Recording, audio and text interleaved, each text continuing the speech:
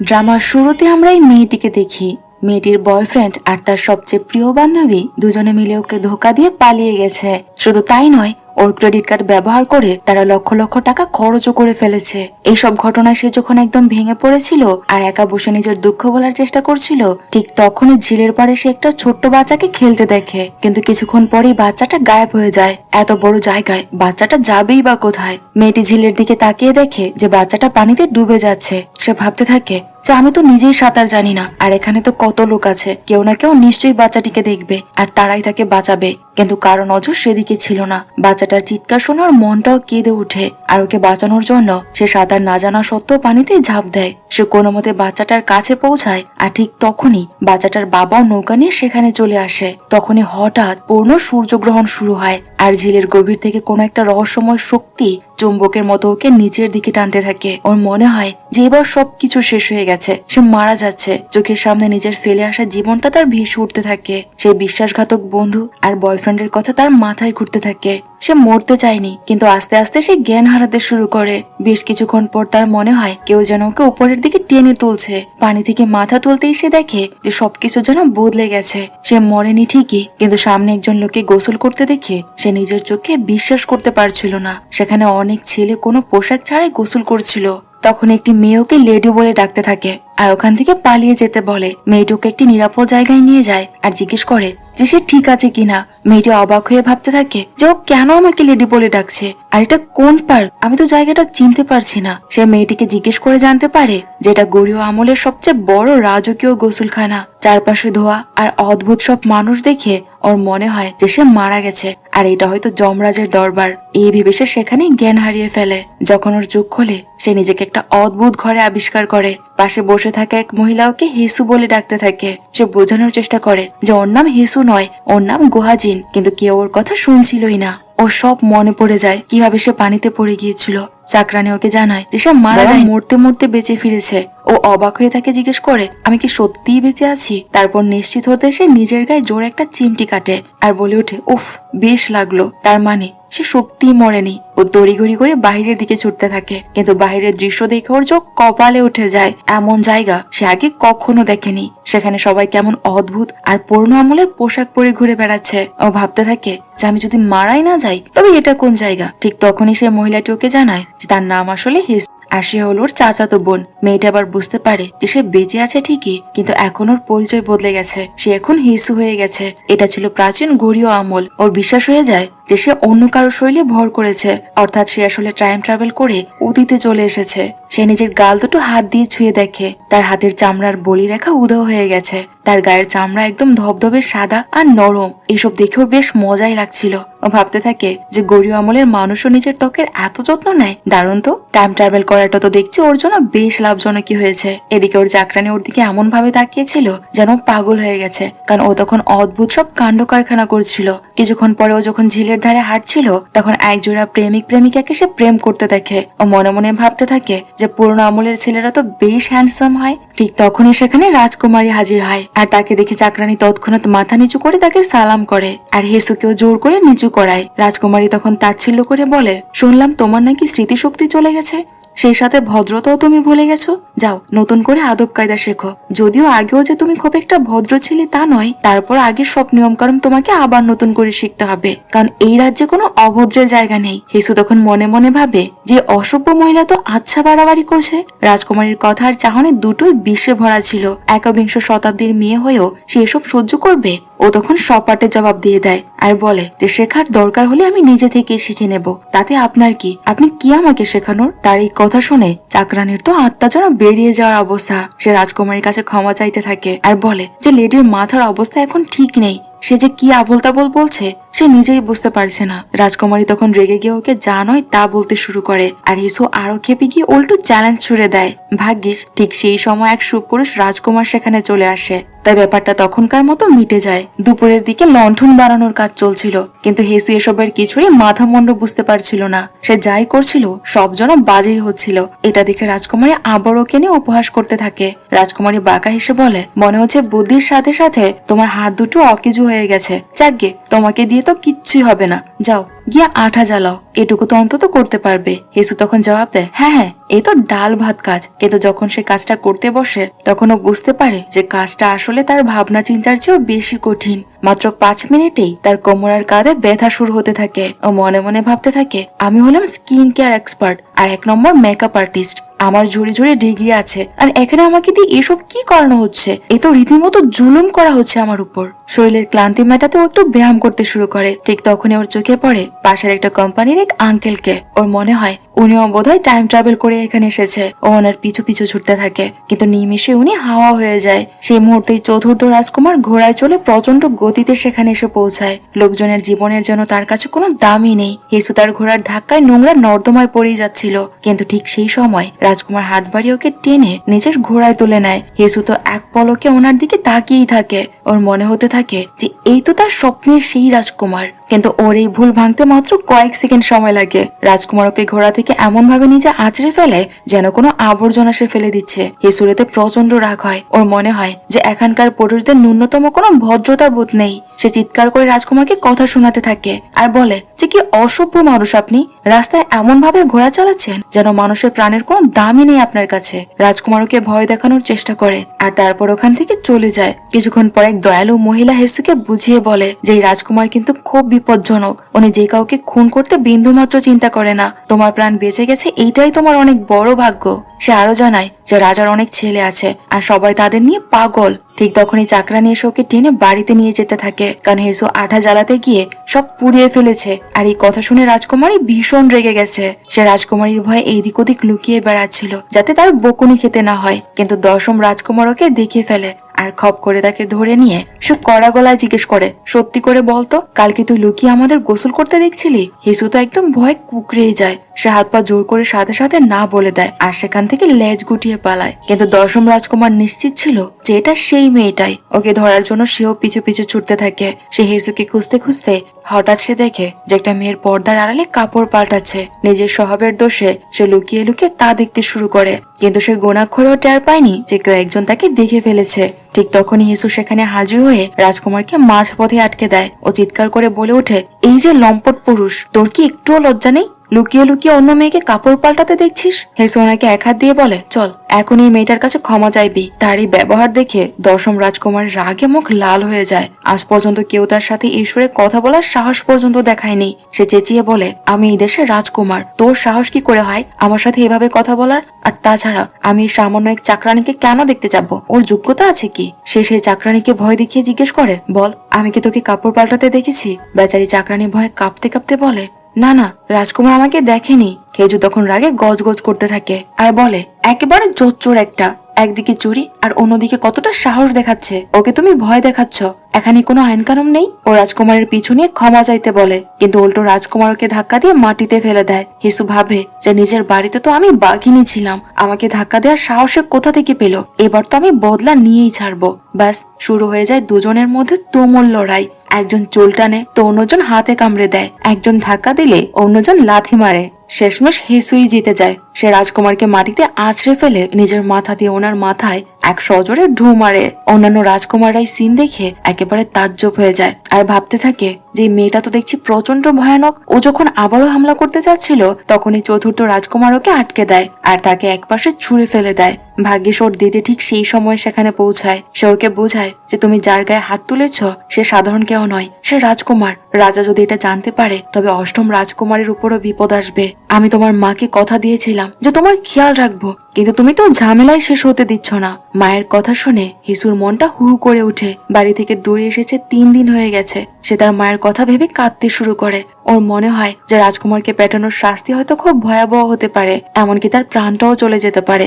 এখন বাঁচার একটাই রাস্তা খোলা আছে, নিজের সময় ফিরে যাওয়া। তাই মাঝরাতে ঘন অন্ধকারে হাতে একটা আলো নিয়ে এসে একা একাই পুরুষদের সেই রাজকীয় গোসলখানার দিকে রওনা দেয়। যদি ওর বুক ভয়ে দুরু দুরু করছিল, কিন্তু রাজকুমারকে পেটানোর পরিণাম কতটা ভয়ানক হতে পারে সেই ভয় থেকে সে নিজের মনে সাহস সঞ্চয় করে আর পানিতে ঝাঁপ দেয়। ও অনেকক্ষণ পানির নিচে দম বন্ধ করে পড়ে থাকে, কিন্তু সব চেষ্টাই তার বৃথা হয়। সে নিজের সময় ফিরে যেতে পারে না। যখন সে মাথা তোলে আর পানির উপরে আসে, দেখে ঠিক সেই সময় তার সামনে চতুর্থ রাজকুমার দাঁড়িয়ে আছে। তাকে দেখে হিসুর তো যেন প্রাণ বেরিয়ে যাওয়ার অবস্থা। রাজকুমারও তাকে দেখে একদম তাজ্জব হয়ে যায় যে পুরুষদের গোসলখানায় এই মেয়েটা কি করছে। চতুর্থ রাজকুমারের মুখের একপাশে একটা গভীর ক্ষতের দাগ ছিল, যেটা সে সাথে সাথে ঢেকে ফেলে। সে চাইতো না যে কেউ ওই দাগটা দেখুক, কারণ নিয়ম ছিল যে ওনার এই ক্ষত চিহ্নটা দেখে ফেলবে তাকে মেরে ফেলা হবে। সে রাগে হিসুর গলা টিপে ধরে আর জিজ্ঞেস করে, তুই কি আমার এই দাগটা দেখেছিস? কিন্তু এখন এটাকে আর ঘটা করে জিজ্ঞেস করার মতো কথা? মেয়েটা তো আর অন্ধ নয়, ও সব পরিষ্কার হেসু ভয়ে থরথর করে কাঁপতে কাঁপতে তার কাছে প্রাণ ভিক্ষা চায়। চতুর্থ রাজকুমার ওকে হুমকি দিয়ে বলে, যদি বাইরে গিয়ে কাউকে কথা বলেছিস তবে তোর মুখটা আমি ঠিক এরকম বানিয়ে দেব। এই বলে সে সেখান থেকে চলে যায়। যাওয়ার সময় তার একটা হেয়ার পিন সেখানেই পড়ে যায়। রাজকুমার চলে যাওয়ার পর হেসু একটু শান্তিতে শ্বাস নিতে পারে। সত্যি বলতে ও মরার ভয়ে সিটিয়ে গিয়েছিল। ও রাজকুমারের সেই হেয়ার পিনটা তুলে নিয়ে ওখান থেকে কেটে পড়ে। ফেরার পথ ঠান্ডায় থরথর হয়ে কাঁপছিল। আর হবেই বা না কেন, তখন তাপমাত্রা ছিল -10 ডিগ্রি। ও ভেবেছিল যে পানির নিচ দিয়ে সে নিজের যোগে ফিরে যাবে। এখানে থাকার কথা সে মাথাতেই আনেনি। বাড়ি ফিরে সে দেখে যে দরজায় অনেক মানুষ ভিড় করে আছে। ওর দিদি খুব দুশ্চিন্তা নিয়ে জিজ্ঞেস করে, তুই কোথায় চলে গিয়েছিলি? আমরা সবাই কখন থেকে তোর জন্য অপেক্ষা করছি। হেসু যখন শোনে যে এখানের মানুষ ওর জন্য এত বেকুল হয় আর ও পথ চেয়ে থাকে, তখনও প্রথমবার তার পরিবারে সে মায়ার টান অনুভব করে। ওর বিশ্বাসই হচ্ছিল না যে ও সত্যি নিজের বাড়ি ফিরেছে। রাতে যখন চাকরানি ওর চুল বেঁধে দিচ্ছিল, তখন সে বকুনি দিয়ে বলে, আপনি কি পাগল হয়ে গেছেন? ওরকম জায়গায় কেন গিয়েছিলেন? গড়িয়তে ছেলে মেয়ে একসঙ্গে গোসল করতে পারে ঠিকই, কিন্তু চতুর্থ রাজকুমারের খপ্পরে পড়া খুব বিপজ্জনক। হেসু তখন কৌতূহল নিয়ে জিজ্ঞেস করে, আচ্ছা এই চতুর্থ রাজকুমার আসলে কেমন মানুষ? চাকরানি জানায় যে ওনার নিজের মা স্বয়ং মহারানী, আর ওনার সৎ মা হলেন লেডি কাং। তবে শোনা যায় চতুর্থ রাজকুমার অত্যন্ত নিষ্ঠুর আর পাষাণ হৃদয়ের মানুষ। ছোট ছোট পশু পাখি শিকার করাও নেশা। সেই এলাকার সব নেকড়েকে মেরে শেষ করে দিয়েছে, আর মানুষকে মারতেও সে বিন্দু মাত্র ভাবে না, বিশেষ করে যারা ওর ওই ক্ষত চিহ্ন দেখে ফেলে। এইসব শুনে হেসুর বুক ভয় কেঁপে ওঠে। ওর মনে হয় যা সত্যি সত্যি ও জমের দর থেকে ফিরে এসেছে। চাকরানি আরো বলে যে সে রাজকুমার বলে বেঁচে গেছে। যদি কোনো সাধারণ পরিবারে জন্মাতো তবে হয়তো এতদিনে জ্যান্তই থাকতো না। হিসু অবাক হয়ে জিজ্ঞেস করে, কেন? সাধারণ পরিবারে জন্ম নিলে সমস্যা কি ছিল? চাকরানি জানায় যে গৌরীয় আমলের মানুষ সুন্দরের পূজারী, কুৎসিত বা খুঁত থাকা মানুষের জন্য এখানে কোনো জায়গা নেই। হিসু মনে মনে ভাবে যে আচ্ছা, তার মানে এই লুক বা বাহ্যিক সৌন্দর্যের চক্করটা হাজার হাজার বছরের পুরনো। পরের দিন ছিল বছরের শেষ দিন, অর্থাৎ 30শে ডিসেম্বর। দাসীদের দল মিলে হিসুকে সাজাতে শুরু করে। হিসুর কাছে এটা কোনো শাস্তির চেয়ে কম ছিল না। ও বিরক্ত হয়ে ভাবতে থাকে, এ কি আপদ এসে পড়লো? ভেতরে 3 স্তর আর বাইরে 3 স্তরের জামা কাপড়। আমাদের যুগে তো একটা টি শার্ট পরে নিলেই হয়ে যেত। এখানে তো কাপড় পরতে পরতে 2 ঘন্টা সময় লাগে। তার উপর কাপড়ের যা ওজন, হাঁটাই যায় না। ওদিকে রাজকুমাররা একসাথে খেলাধুলা করছিল, কিন্তু 10ম রাজকুমার গতকালে সে মার খাওয়ার কথা ভেবে তখন ওর আগে গজগজ করছিল। বাকি রাজকুমার ওকে খেপানোর জন্য বলে, আরে ভাই, কোনো মেয়ে যদি তোকে পেটায় তবে বুঝে নিবি সে আসলে তোকে পছন্দ করে। 10ম রাজকুমার ছিল বড্ড সরল, সেই কথাটাই বিশ্বাস করে নিয়েছে। এটা ভেবেই সে এখন হিসুর সাথে দেখা করার জন্য ছটফট করতে থাকে। রাতে হিসু আর ওর চাকরানি বাজারে ঘুরতে যায়। সেখানকার দৃশ্য দেখে হিসু তো একদম অবাক। এমন জিনিস সে আগে কখনো দেখেনি। হঠাৎ ওর নজর পড়ে চতুর্থ রাজকুমারের উপর, যে হাতে তীর ধনুক নিয়ে লোকের পিছে দৌড়াচ্ছিল। হিসু কৌতূহলী ওর পেছনে পেছনে জঙ্গলে চলে যায়। সেখানে গিয়ে সে দেখে যে কত মানুষকে নির্মম ভাবে মেরে ফেলা হয়েছে। এই ভয়াবহ দৃশ্য দেখে ও ভয়ে কাঁপতে কাঁপতে পেছনের দিকে দৌড় দেয়, কিন্তু সোজা গিয়ে পড়ে চতুর্থ রাজকুমারের সামনে। সেখানে একজন লোক ছিল যাকে আর রাজকুমার আত্মসমর্পণ করতে বলছিল, কিন্তু লোকটা হিসুকে দেখা মাত্রই ওকে বন্দি করে ফেলে আর ওর গলায় তলোয়ার ধরে। এটা দেখে চতুর্থ রাজকুমার আগে একেবারে পাগল হয়ে যায়। ওই লোকটা হয়তো সত্যিটা বলেই দিত, কিন্তু হেসু মাঝখানে এসে সব লন্ডভন্ড করে দেয়। ওই লোকটি হুমকে দেয় যে রাজকুমার যদি এক পা এগোয় তবে সে হেসুকে মেরে ফেলবে। চতুর্থ রাজকুমার জানতো যে সে যদি থেমে যায় তবে এই ভয়ঙ্কর লোকটি পালিয়ে যাবে। তাছাড়া এই মেয়েটার সাথে তার কিসের সম্পর্ক?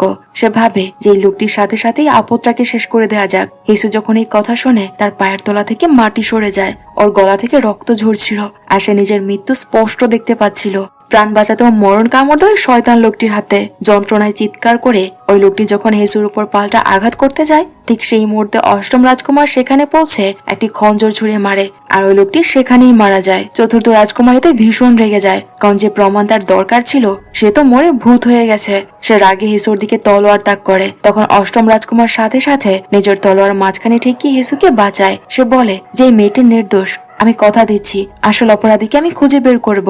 সে আরো বোঝায় যে একে মেরে কোনো লাভ নেই, বরং আমাদের উচিত অন্য খুনিদের পিছু নেয়া। চতুর্থ রাজকুমার অনিচ্ছা সত্ত্বেও হেসুকে ছেড়ে দেয়। হেসুর মনে পড়ে সে পাশে অনেকগুলো লাশ পড়ে থাকতে দেখেছিল।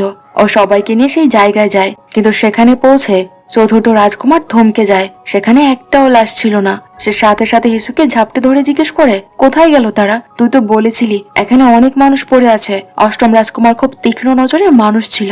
সে ভার্সারের উপর রক্ত দেখে বলে, এখানে সত্যি একটা গণহত্যা হয়েছে, শুধু লাশগুলো খুব সাবধানে এখান থেকে সরিয়ে ফেলা হয়েছে।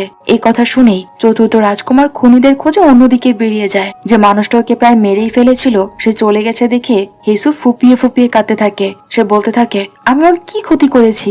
ওই লোকটিকে সুযোগ দিচ্ছিল আমাকে মারার জন্য, এমনকি নিজেও আমাকে শেষ করে দিতে চেয়েছিল। আমার তো তার সাথে কোনো শত্রুতা নেই, আমি তার কোনো ক্ষতি করিনি, তাহলে কেন সে আমার সাথে বারবার এরকম করে?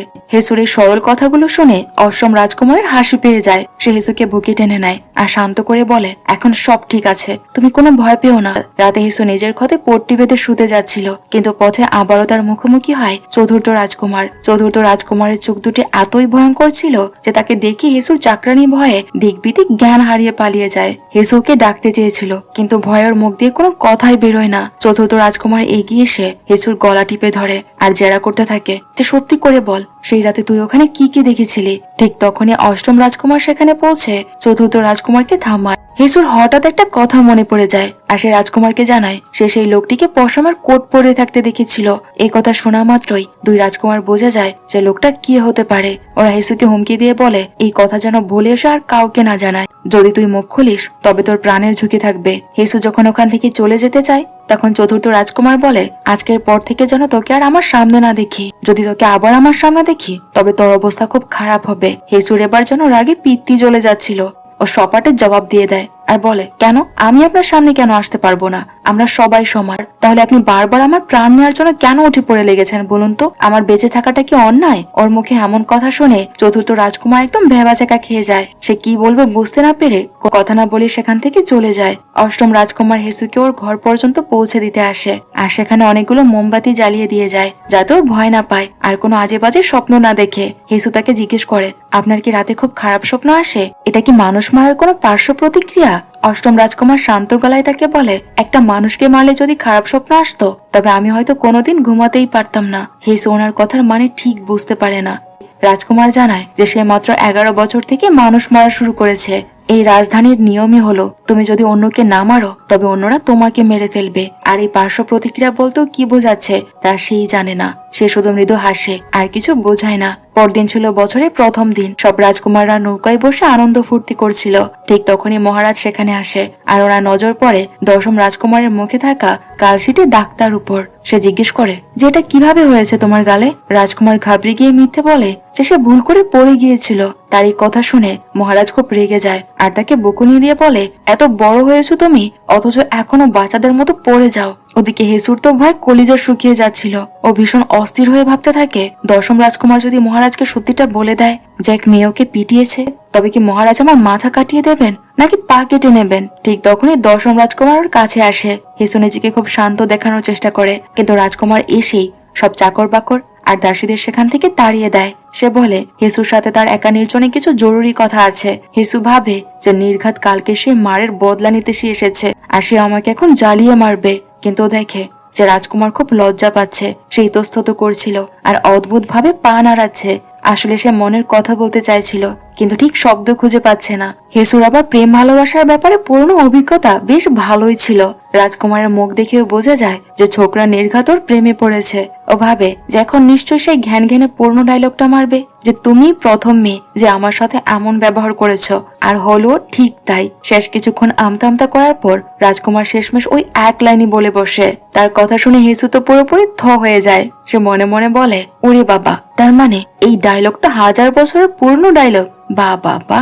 কিন্তু রাজকুমার ঠিক বুঝতে পারছিল না যে হেসু মনে মনে কি বিড়বিড় করছে। তবে সে নিজের কথা চালিয়ে যায় আর মনের ভাব প্রকাশ করে বলে, সত্যি বলতে সেদিন তোমার সাথে ধস্তাধস্তি করে যে মজা পেয়েছি তেমনটা আমি আগে কোনোদিনও পাইনি। আজ পর্যন্ত সবাই আমার বংশের ভয়ে তটস্থ থাকতো, কেউ আমার সাথে লড়ার সাহস দেখাতো না। হেসু এটা শুনে হেসে কোটিপাটি হয়ে যায় আর বলে, এটা তো খুব সহজ ব্যাপার, যখনই আপনার কুস্তি লড়ার ইচ্ছে হবে আমার কাছে চলে আসবেন, আপনাকে এমন প্যাটার্নি দেব যে আপনি একদম খুশি হয়ে যাবেন। এই বলে ও সেখান থেকে চলে যায় আর দশম রাজকুমার তো একদম খুশিতে গদগদ করতে থাকে। তার মনে হয় যে তার প্রস্তাব বোধ হয় মেয়েটা কবুল করে নিয়েছে। হেসু যখন বাড়ি পৌঁছায় সে দেখে জোর দিদি বাইরে যাওয়ার প্রস্তুতি নিচ্ছে। ও বলে যে ওই দিদিকে সাজিয়ে দেবে।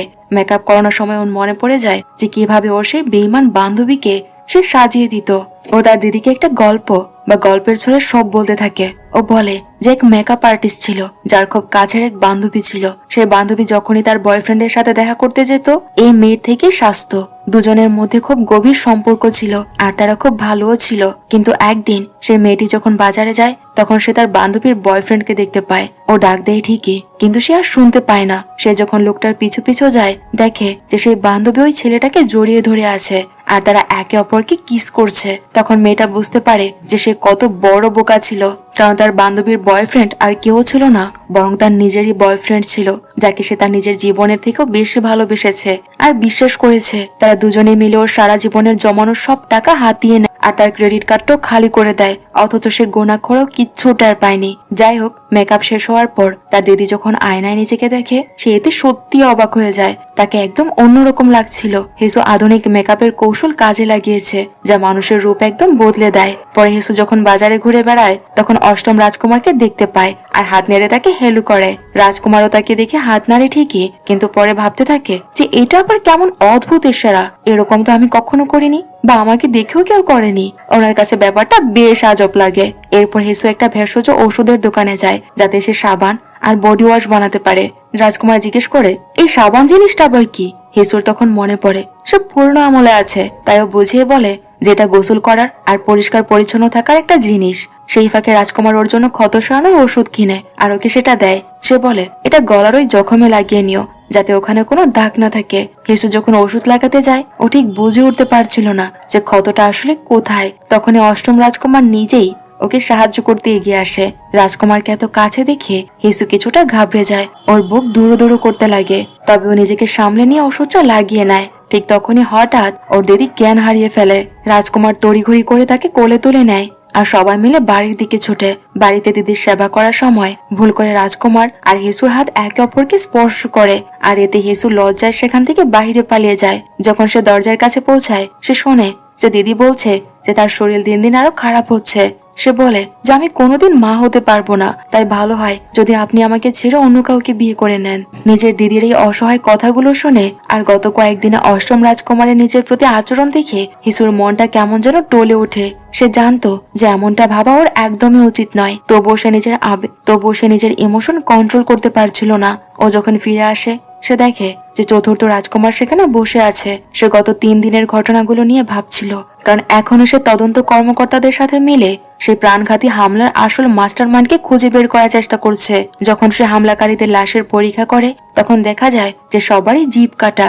জিজ্ঞাসাবাদে জানা যায় যারা সম্ভবত সেই সব সন্ন্যাসী যারা নিজেদের নিয়ম ভেঙেছিল, কারণ শাস্তি স্বরূপ এমন লোকেদের জিভ কেটে দেওয়া হয়। মজার ব্যাপার হলো হামলাকারীরা যে শিল্পীদের ছদ্মবেশ ধরেছিল তাদের সেই মন্দির থেকে পাঠানো হয়েছিল যেখানে রাজকুমারের মা দান খয়রাত করে। চতুর্থ রাজকুমারের সন্দেহ হয় যে এই মন্দিরটি যেহেতু তার মায়ের, তবে কি তার মাই যুবরাজের উপর হামলা করিয়েছে? সে তার ভাইকে সরাসরি জিজ্ঞেস করে, কিন্তু তার ভাই সাফ অস্বীকার করে এই কথাটা।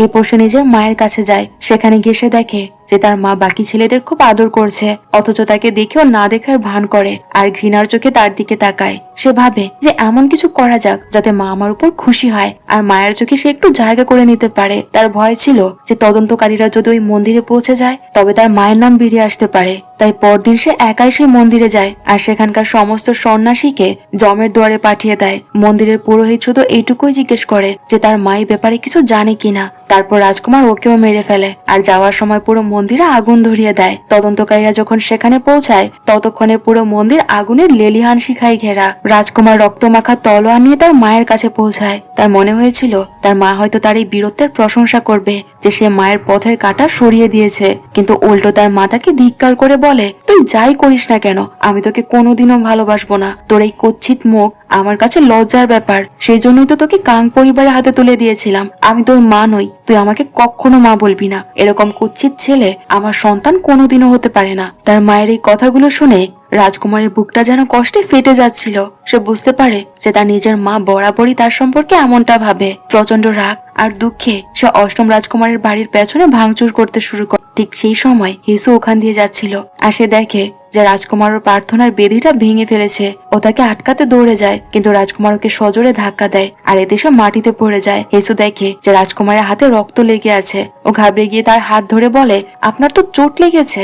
রাজকুমারের হাতে রক্ত দেখে সে বিকুল হয়ে জিজ্ঞেস করতে থাকে, চার কোথায় কোথায় চোট লেগেছে আপনার? তার এই ব্যবহারে রাজকুমার অবাক হয়ে যায় যে কেউ তার জন্য এতটাও পরোয়া করতে পারে। সে ঝটকা দিয়ে হিসুর হাত ধরে আর বলে, আমি খুন করেছি, আমি মানুষকে মেরেছি। হিসু ছোটবেলা থেকে রাজ পরিবারের কূটনীতির গল্প শুনে বড় হয়েছে। ও জানতো যে রাজঘরনায় হয় মারো নয় মরো। ও রাজকুমারকে বোঝার চেষ্টা করে। রাজকুমারের মনে হয় যেখানে নিজের মাই তাকে পরোয়া করে না, সেখানে এই মেয়েটা তাকে বোঝার চেষ্টা করছে। এটা ভেবে তার চোখে পানি চলে আসে। পরদিন হিসু দেখে যে দাসীরা খাবারের ডাব্বা নিয়ে একে অপরের উপর দোষ চাপাচ্ছে। জিজ্ঞেস করে সে জানতে পারে যে ওদের চতুর্থ রাজকুমারের কাছে খাবার নিয়ে যেতে হবে, কিন্তু সবাই ভয়ে সেদিকে যেতে চাইছিল না। হিসুর চাকরানি রেগে গিয়ে বলে, রাজকুমারের সাথে কেউ এমন ব্যবহার কিভাবে করতে পারে? কাউকে না কাউকে তো দায়িত্ব নিতেই হবে। তখনই সবার নজর গিয়ে থাকে হিসুর উপর। হিসু হেসে বলে, আরে ভাই, আমি তো এখানে মেহমান আর উঁচু বংশের মেয়ে, খাবার পৌঁছে দেওয়া কি আমার কাজ নাকি? কিন্তু শেষমেশ হিসুকেই যেতে হয়। 2 ঘন্টার পাহাড়ি পথ ভেঙে ও একদম পাহাড়ের চূড়ায় পৌঁছায়। ও মনে মনে রাগ করছিল যে ঘর বাড়ি ছেড়ে আপদটা পাহাড়ের উপর কেন খাবার খেতে আসে, যত সব ঢং। খাবারের জন্য কি এটা কোনো জায়গা হলো নাকি? কিন্তু যেই সামনে হ্যান্ডসাম রাজকুমারকে সে দেখে, ও সব রাগ এক নিমিষে পানি হয়ে যায়। রাজকুমার বলে, খাবারটা এখানেই রাখো আর যাও। হিসু খাবারটা রেখে একটু দূরে যায় ঠিকই, কিন্তু পরক্ষণে এসে আবার ফিরে আসে আর এসে বসে পড়ে। ও জিজ্ঞেস করে, এখন আপনার শরীর কেমন আছে? রাজকুমার ওকে সাবধান করে দেয় যে গত রাতের কথা যেন সে কাউকে না বলে। হিসুও বেশ ধারদারামি করে বলে, আমার অনেক কাজ আছে, ফালতু কথা বলার সময় আমার একদমই নেই। ও জিজ্ঞেস করে, আপনি ঘরে না থেকে এখানে পাহাড়ে বসে প্রাসাদের দিকে তাকিয়ে আছেন কেন? ওটা কি আপনার ঘর নয়? রাজকুমার অসহায় ভাবে বলে, ঘর তো সেটাই যেখানে আপনজন থাকে। হিসু তাকে অবাক হয়ে বলে, কেন? আপনার মা বাবা ভাই বোন ওরা তো ওখানেই থাকে। রাজকুমার তখন একটা দীর্ঘশ্বাস ফেলে, কিন্তু আর কিছুই বলে না। পাহাড় থেকে নামার সময় রাত হয়ে গিয়েছিল। হিসুর পরনে ছিল ভারী পোশাক আর হাতে সেই খাবারের ভারী ডাব্বা। ওর হাঁটতে খুব কষ্ট হচ্ছিল। রাজকুমার ওকে সাহায্য করতে চায় ঠিকই, কিন্তু আবার ভাবে তাতে যদি নিজের সম্মানহানি হয়। সে হাত বাড়িয়ে দেয় ঠিকই, কিন্তু শেষ পর্যন্ত হিসুর হাত আর সে ধরে না। পরদিন হিসু ওর দিদি সেই কথাগুলো নিয়ে ভাবতে থাকে, যেখানে দিদি রাজকুমারকে অন্য কাউকে বিয়ে করার কথা বলছিল। ঠিক তখনই 13তম রাজকুমার বাচ্চাদের খেলনা নিয়ে সেখানে হাজির হয়। হিসু রেগে গিয়ে বলে, আমি কি 3 বছরের বাচ্চা নাকি? আমি এখন অনেক বড় একটা চিন্তায় আছি। রাজকুমার জানতে চায় যে আসল ব্যাপারটা কি, তোমার চিন্তাটা আমায় বলো। হিসু তাকে জিজ্ঞেস করে, আপনার কি বিয়ে হয়ে গেছে? সে লাজুক মুখে উত্তর দেয়, না, এখনো হয়নি। হিসু আবার প্রশ্ন করে, আপনি কটা বিয়ে করতে চান? রাজকুমার লজ্জা পেয়ে লাল হয়ে বলে, আমি তো একটা বিয়ে করতে চাই, আর যার সাথে প্রেম করব তার সাথে আমি বুড়ো হতে চাই। হিসু তখন ওনার প্রশংসা করে যে সে সত্যি খুব সৎ মনের মানুষ। রাজকুমারও মায়ার সুরে বলে যে সে শুধু হিসুর জন্য এমনটা ভাবে। শেষমেশ হিসুর চাকরানিকে বলে যে চতুর্থ রাজকুমারের সেই চুলের কাঁটাটা যেন ওনার ঘরে গিয়ে রেখে আসে, আর এমন একটা পরিস্থিতি তৈরি করে যেন মনে হয় যে ওটা ওখানেই ভুল করে রয়ে গিয়েছিল। চাকরানি যখন কাঁটাটা রাখতে যায়, তখনই হঠাৎ রাজকুমারী ঘরে ঢুকে পড়ে। ওনার মনে হয় যে চাকরানি চতুর্থ রাজকুমারের দামি চুলের কাঁটা চুরি করতে এসেছে, আর এতে সে রেগে গিয়ে ওকে বেঁধে মারতে শুরু করে। চাকরানির পিঠ রক্তে ভিজে যায়। ঠিক সেই সময় হিসু সেখানে পৌঁছে রাজকুমারীকে থামানোর চেষ্টা করে। রাজকুমারী তখন চিৎকার করে বলে যে ও চুরি করছিল। এদিকে হিসু চতুর্থ রাজকুমারকে কথা দিয়েছিল যে ওনার মুখ দেখার কথা সে কাউকে বলবে না, তাই ও বলতেও পারছিল না যে কাঁটাটাও পুরুষদের গোসল ঘরে কুড়িয়ে পেয়েছে। চাকরানিকে বাঁচানোর জন্য ও সব দোষ নিজের ঘাড়ে নিয়ে নেয় আর বলে যে কাঁটাটা আমি আনিয়েছিলাম, এর শাস্তি আমাকেই দেয়া হোক। রাজকুমারী তখন হিসুকেই খুঁটির সাথে বেঁধে রাখে। ঠিক তখনই বাকি রাজকুমারের সেখানে পৌঁছায়। অষ্টম রাজকুমার ওকে বাঁচাতে এগুতেই রাজকুমারী চাবুক মারা শুরু করে। সেই মুহূর্তেই চতুর্থ রাজকুমার এসে রাজকুমারের হাত ধরে ফেলে আর বলে, আমার উপর অধিকার আছে, এমন মেয়ের গায়ে হাত তোলার সাহস করো না। তার কথা শুনে সবাই একদম থমকে যায়। সবার মনে হতে থাকে যে হিসু হঠাৎ করে চতুর্থ রাজকুমার এত আপন হয়ে গেল কিভাবে। রাজকুমারী অবাক হয়ে আবারও জিজ্ঞেস করলে শেষে একই উত্তর দেয় যে তার নির্দেশেই হিসুই কাঁটাটা নিয়েছিল। এরপর সে রাজকুমারীকে হিসুকে না ছোঁয়ার কড়া নির্দেশ দেয়। তখনই 13তম রাজকুমার দৌড়ে আসে আর হিসুর পক্ষ নিয়ে মিথ্যে বলে দেয় যে সে নিজেই হিসুকে 4র্থ রাজকুমারের ঘরে বাইরে থেকে এই কাঁটাটা কুড়াতে দেখেছে। 8ম রাজকুমার তৎক্ষণাৎ হিসুকে খুলে দেওয়ার হুমকি দেয় আর রাজকুমারী চরম বিরক্ত হয়ে সেখান থেকে চলে যায়। রাতে 8ম রাজকুমার হিসুর জন্য মলম নিয়ে আসে, কিন্তু ঘরের আরো বন্ধ দেখে সে ভাবে যে হয়তো হিসু ঘুমিয়ে পড়েছে, তাই ওষুধটা দরজার কাছে রেখে সে চলে যায়। হিসু তাকে দেখে ফেলে আর দৌড়ে বাইরে আসে, কিন্তু রাজকুমার ততক্ষণে চলে যায় আর এটা দেখে ওর মন খারাপ হয়ে যায়। ঠিক তখনই রাজকুমার হঠাৎ ওর সামনে হাজির হয়। হিসু জানায় যে ও আসলে ঘুমানোর ভান করছিল, কারণ বুঝতে পারছিল না তার মুখোমুখি সে কিভাবে হবে। রাজকুমার খুব মায়া নিয়ে জিজ্ঞেস করে, তোমার খুব কি লেগেছে? হিসুর চোখে তখন পানি চলে আসে। ও বলে, মার খাওয়ার ব্যথার চেয়েও বড় যন্ত্রণা হলো এই বোধটা যে এখানকার মানুষ যাকে ইচ্ছা বেঁধে পেটাতে পারে। এখানে কারো কোনো সম অধিকার নেই কেন? 8ম রাজকুমার তখন ইমোশনাল হয়ে ওর কাঁধে হাত রাখে আর কথা দেয় যে আজকের পর আমি তোমাকে আর কোনো বিপদে পড়তে দেব না। হিসুর তখন নিজের দিদির কথা মনে পড়ে যায় আর ওর ভয় হয় যে ও যেন ওর মতো একা না হয়ে যায়, তাই ও রাজকুমারের হাত সরিয়ে দিয়ে সেখান থেকে চলে যায়। পরদিন হিসু ঝিলের ধারে বসে নিজের যোগে ফেরার পথ খুঁজছিল, তখনই ওর সাথে 4র্থ রাজকুমারের ধাক্কা লাগে। রাজকুমার বকুনি দেওয়ার আগেই ও নিজে ওনার উপর চড়া হয়। রাজকুমার জিজ্ঞেস করে, ধাক্কা তো তুমিই আমাকে দিয়েছ, আর হ্যাঁ, ওই চুলের কাঁটাটা তোমার কাছে কিভাবে এসেছে? হিসু তখন বাহানা দিয়ে বলে যে ঝিলের ধারে ওটা পড়েছিল আর ওটা লুকিয়ে ফেরত দিতে চেয়েছিল। রাজকুমার তখন অবাক হয়ে জিজ্ঞেস করে, তোমার কি আমাকে ভয় করে না? হিসু নির্ভয়ে বলে, আপনি একটু তেড়া বেঁকা ঠিকই, কিন্তু এখন আর আমার আপনাকে ভয় লাগে না। সেখানে রাজকুমার হিসুকে তার নাম না বলে বারবার মাই লেডি বলে ডাকছিল, আর তার এই কথা শুনে হিসু অনেক বিরক্ত হয় আর সে বলে, শুনুন, ভবিষ্যতে আমাকে আর মাই লেডি বলবেন না, আমি কোনো বস্তু নই। 4র্থ রাজকুমার মুচকি এসে বলে, যদি আমি তবুও বলি? হিসু তখন লজ্জায় একদম লাল হয়ে যায় আর সেখান থেকে চলে যায়। দুপুরেও যখন চাকরানির সাথে বাজারে যায় তখন সে দেখে যে 14তম রাজকুমারকে কয়েকজন গুন্ডা ধরে রেখেছে। ও চাকরানিকে সাহায্যের জন্য পাঠিয়ে দিয়ে নিজে গুন্ডাদের পিছু নেয়। 4র্থ রাজকুমার ওখান দিয়ে যাচ্ছিল। হিসুকে এত জোরে দৌড়াতে দেখে সে ওর পেছনে পেছনে যায়। হিসু দেখে যে গুন্ডারা রাজকুমারের হাত কাটতে যাচ্ছে।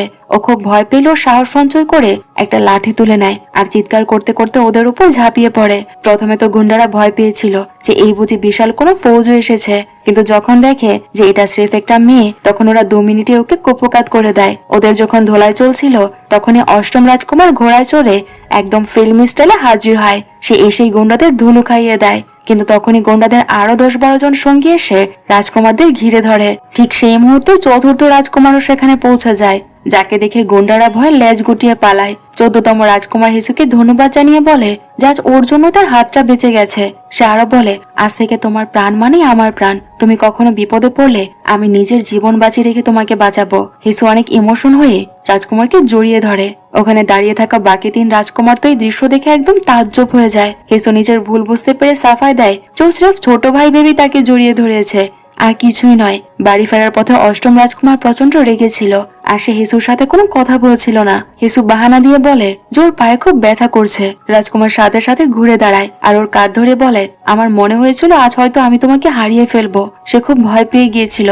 যখন দুজনে একে অপরের খুব কাছে আসে আর কিস খেতে যাবে, ঠিক তখনই বাড়ির লোক তাদের খুঁজতে খুঁজতে সেখানে হাজির হয়। 8ম রাজকুমার মনে মনে এতে ভীষণ বিরক্ত হয় যে এই লোকগুলো সব ভুল সময়ে এসে হাজির হয়। সে কিছু না বলে সেখান থেকে রাগে চলে যায়। বাড়ি ফিরে 4র্থ রাজকুমার হিসু সেই ভাঙা প্রার্থনার বেদিটা আবার ঠিক করে দেয়। হিসু প্রথমে ভেবেছিল যে সে বোধহয় ওটা আবারও ভাঙছে, কিন্তু যখন দেখে যে সে ওটা মেরামত করছে তখন সে তাকে ধন্যবাদ জানায়। 4র্থ রাজকুমারও কারোর সাথে নিজের মন খুলে কথা বলে আর যাওয়ার সময় জানায় যে কাল থেকে তোমাকে রাজপ্রাসাদে শিফট হতে হবে। হিসু 4র্থ রাজকুমারকে বুঝিয়ে বলে যে এখন যেহেতু সে রাজপ্রাসাদে থাকতে যাচ্ছে তাই ওনার উচিত নিজেকে বদলে ফেলা আর নতুন একটা জীবন শুরু করা। কথায় কথায় মানুষকে মেরে ফেলার এই অভ্যাসটা তার ছাড়তে হবে। পরদিন হিসু ওর দিদির কাছ থেকে অনেক ভেষজ উপাদান নেয় আর বাকি দাসীদের সাথে মিলে সাবান তৈরি শুরু করে, কিন্তু যে সাবানগুলো তৈরি হয় সেগুলো দেখতে হুবহু মন কেকের মতো লাগছিল। 8ম রাজকুমার দূর থেকে দাঁড়িয়ে হিসুর এই পরিশ্রম দেখে আর মনে মনে খুব খুশি হয়। হিসুর দিদি সবকিছুই খেয়াল করে আর সে বুঝে যায় যে রাজকুমার হিসুকে পছন্দ করতে শুরু করেছে। যেহেতু সে নিজে অসুস্থ ছিল আর কোনোদিনও মা হতে পারবে না, তাই সে নিজেই দুজনকে কাছাকাছি আনার একটা সুযোগ তৈরি করে দেয়। রাতে সে হিসুকে লাইব্রেরিতে কালি পেশার জন্য পাঠায় আর 8ম রাজকুমারকে বলে যেন সে হিসুকে চিঠি লিখতে সাহায্য করে। হিসু যখন ভেতরে যায় তখন দিদিকে না দেখে শুধু রাজকুমারকে দেখে সে অবাক হয়ে যায়। তবে সে খুব একটা মাথা না ঘামিয়ে কালি পেশার কাজ শুরু করে। ও দেখে যে রাজকুমার খুব সুন্দর করে চীনা অক্ষরে লিখছে। রাজকুমার জিজ্ঞেস করে যে ও কেমন কবিতা পছন্দ করে। হেসু জানায় যে ওর পুরনো ধ্রুপদী বা ক্লাসিক কবিতা খুব ভালো লাগে। রাজকুমার ওর জন্য একটা প্রেমময় কবিতা লিখে দেয়। হেসু মনে মনে খুশি হলো, ওর মাথায় কিছুই ঢুকছিল না, কারণ ও চীনা ভাষা পড়তেই জানতো না। ঠিক তখনই ওর চাকরানিকে সেখান দিয়ে যেতে দেখে আর তাকে ডেকেই পড়তে বলে, কিন্তু চাকরানিও ছিল নিরক্ষর, সে নিজের নামই পড়তে জানতো না, তো কবিতা সে কি করে পড়বে। পরদিনও যখন বাগানে বসে শব্দগুলোর মানে বোঝার চেষ্টা করছিল, তখনই এক রাজকুমার ওর হাত থেকে কাগজটা কেড়ে নেয়। ও যে পড়তে পারে না সেটা রাজকুমার বুঝে ফেলে আর নিজেই তাকে পড়ে শোনায়। অর্ধেকটা পড়তে সে বুঝে যায় যে এটা একটা প্রেমপত্র। সে জিজ্ঞেস করে এটা কে লিখেছে। হিসু জানায় যেটা অষ্টম রাজকুমার ওকে দিয়েছে। ঠিক তখনই ওর দিদি সেখানে চলে আসে আর বাকি কবিতাটুকু পড়ে, কিন্তু হিসুকে তার মানে বলে।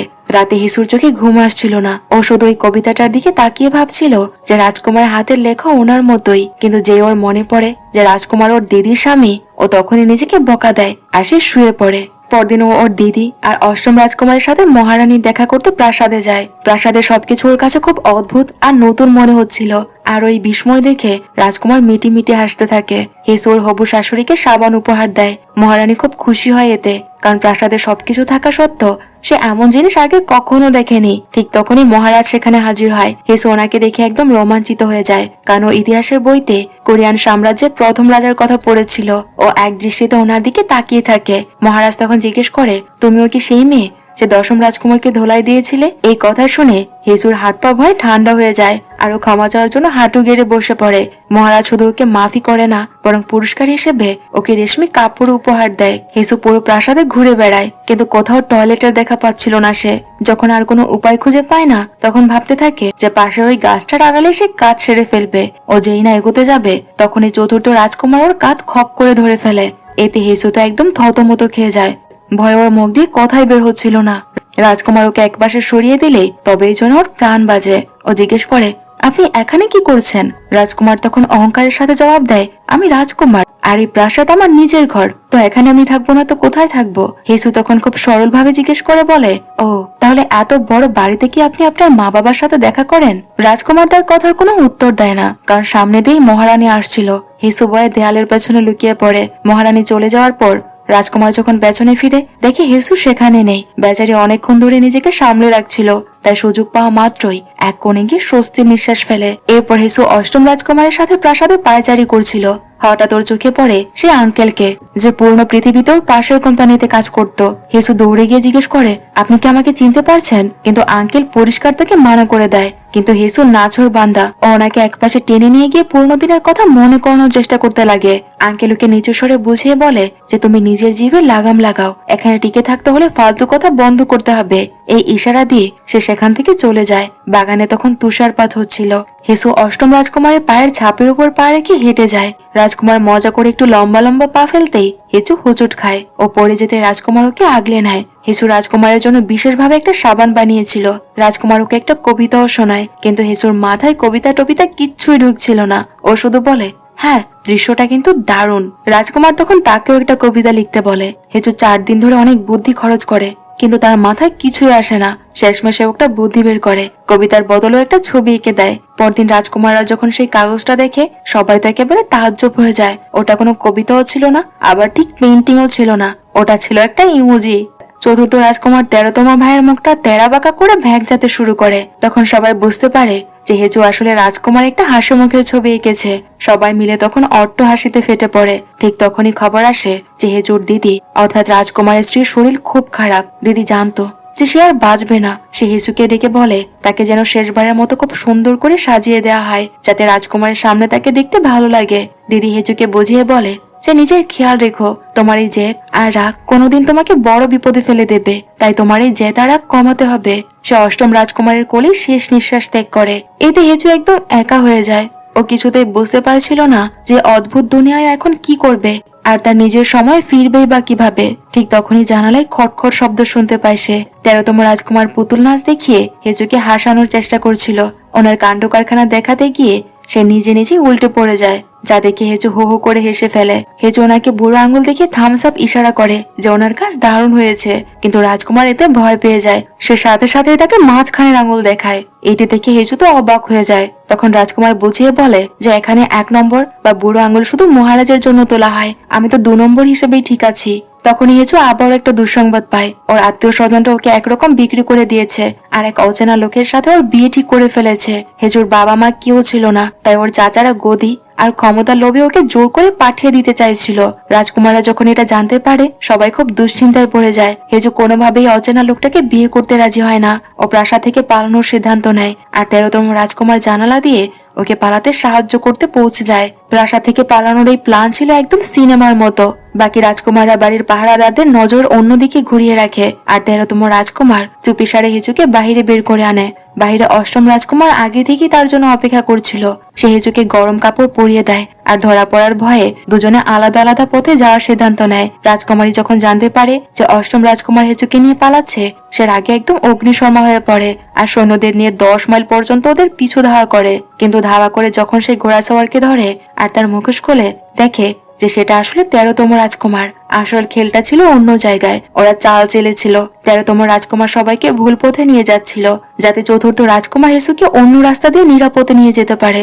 কিন্তু তাদের কপাল খারাপ ছিল।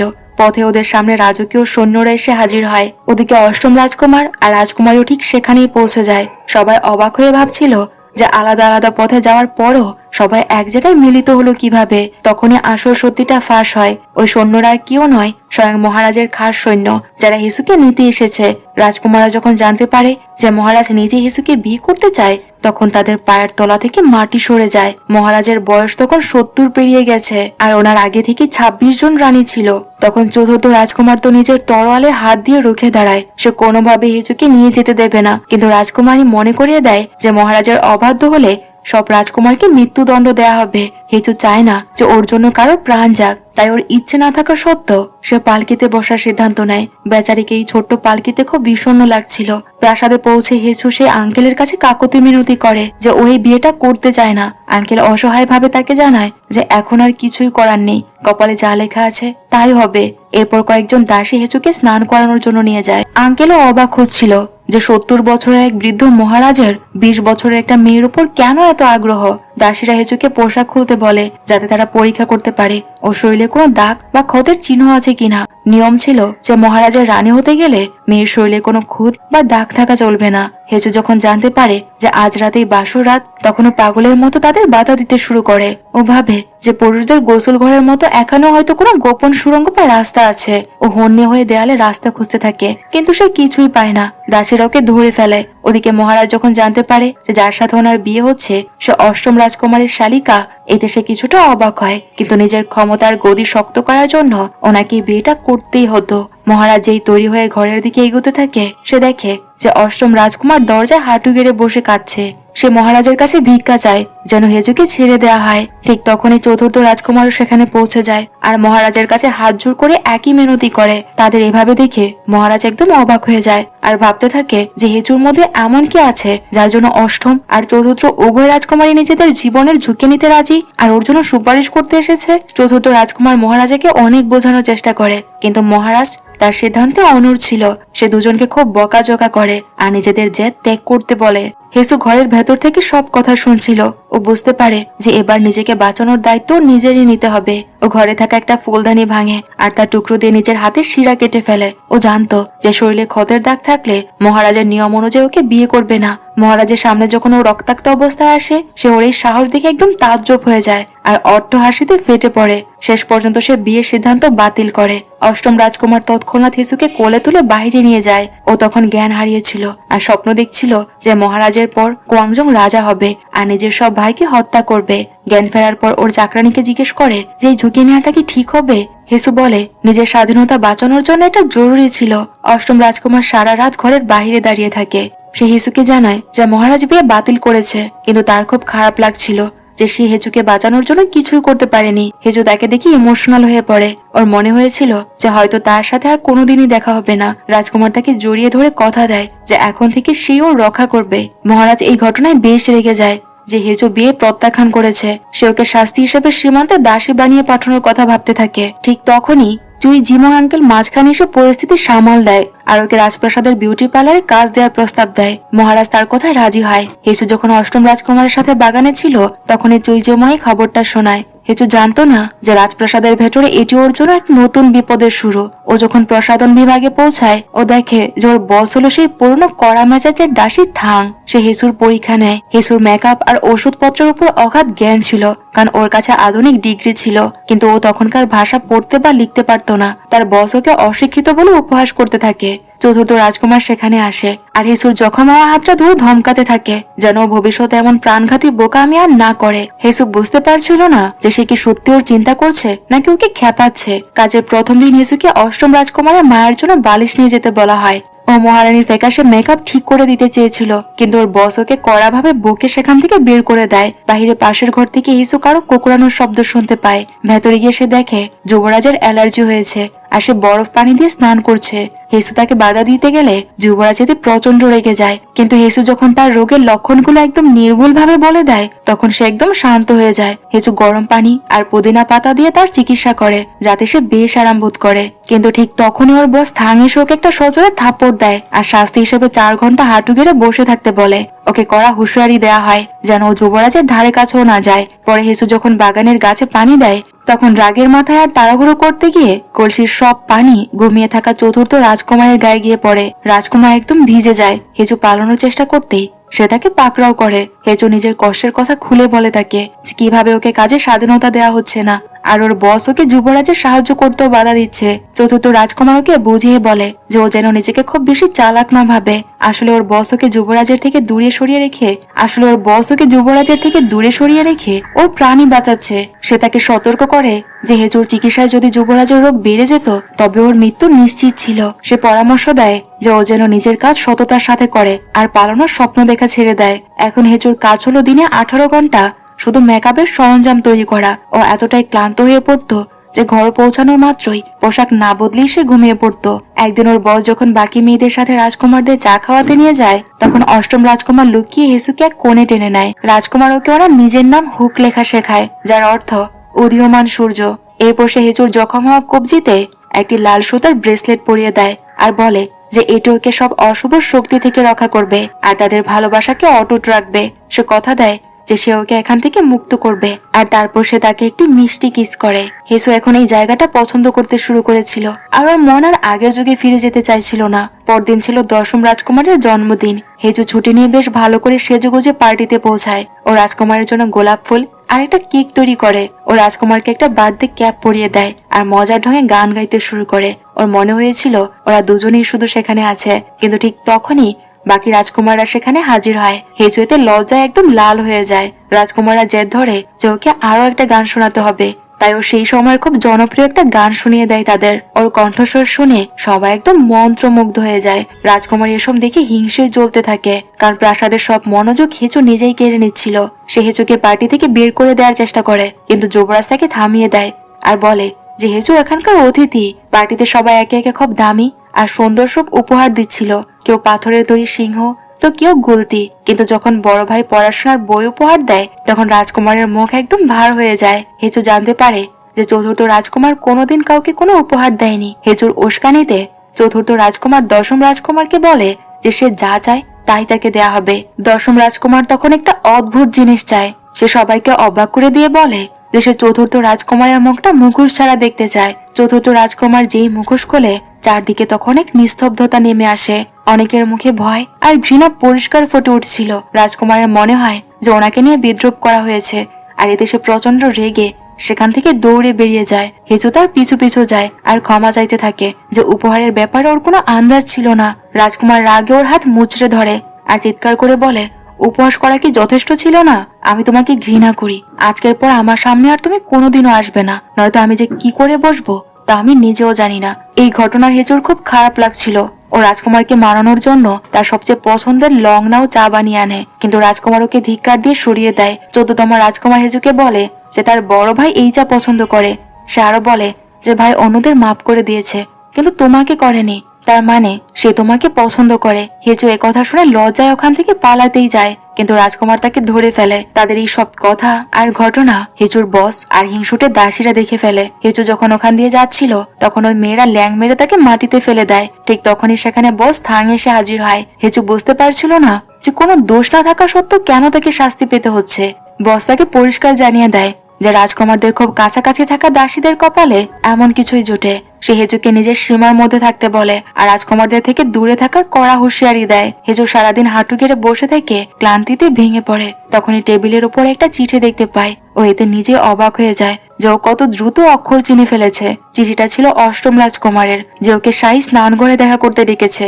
অষ্টম রাজকুমার ওকে জানায় যে এবছর ভয়াবহ খরা পড়েছে, তাই বৃষ্টির জন্য প্রার্থনার এক বিশাল উৎসব হবে। যদি বৃষ্টি হয় তবে মহারাজ সবাইকে ক্ষমা করে দেবে আর হেচু প্রাসাদের এই বন্দিদশা থেকে মুক্তি পাবে। এই কথা শুনে হেচু খুশিতে আত্মহারা হয়ে যায়। পরদিন ও যখন যুবরাজের অ্যালার্জির চিকিৎসা করতে যায়, যুবরাজ খুশি হয়ে তাকে একটা চেন উপহার দেয়। ঠিক তখনই চতুর্থ রাজকুমার সেখানে আসে, কিন্তু সে হেচুকে পুরোপুরি অবজ্ঞা করে। ফেরার পথে কিছু মহিলা হেচুকে পাকড়াও করে তৃতীয় রাজকুমার আর তার মা মহারানীর কাছে নিয়ে যায়। মহারানী হেচুকে চুল ধরে টেনে হিচড়ে জিজ্ঞেস করে ওকে যুবরাজের চিকিৎসা করছে কিনা। ভাগ্য ভালো যে ঠিক সেই সময়ে বস সেখানে পৌঁছে যায় আর হেচুকে সে বাঁচিয়ে নেয়। মহারানী বসের কিছুই করতে পারে না, কারণ সে সরাসরি মহারাজের অধীনে কাজ করত। হেচু যখন বসকে ধন্যবাদ জানায়, বস উল্টে ওকে এক চড় বসিয়ে দেয়। সে চিৎকার করে বলে যে আমি তোমাকে বারণ করেছিলাম না যে তুমি যুবরাজের কাছে যাবে না, তোমাকে কাজে রাখাটাই আমার ভুল হয়েছে। হেচু তখন কাঁদতে কাঁদতে বলে আমি কি ভুল করেছি? আমি তো শুধু ওনার কষ্টটা কমাতে চেয়েছিলাম, আপনি সবসময় আমাকে কেন শাস্তি দেন? তার এরকম সরল কথায় বস ইমোশনে কেঁদে ফেলে আর বলে তুমি একদম আমার মতো সরল আর পরোপকারী, কিন্তু রাজপ্রাসাদে ভালো মানুষের মানেই মৃত্যুকে ডেকে আনা। এই বলে বস জ্ঞান হারিয়ে ফেলে। হেজু তার জন্য সোপ রান্না করে আর তার সেবা যত্ন করতে থাকে। ও বুঝতে পারে যে বস যাই করা কথা বলতো তা তার ভালোর জন্যই বলতো।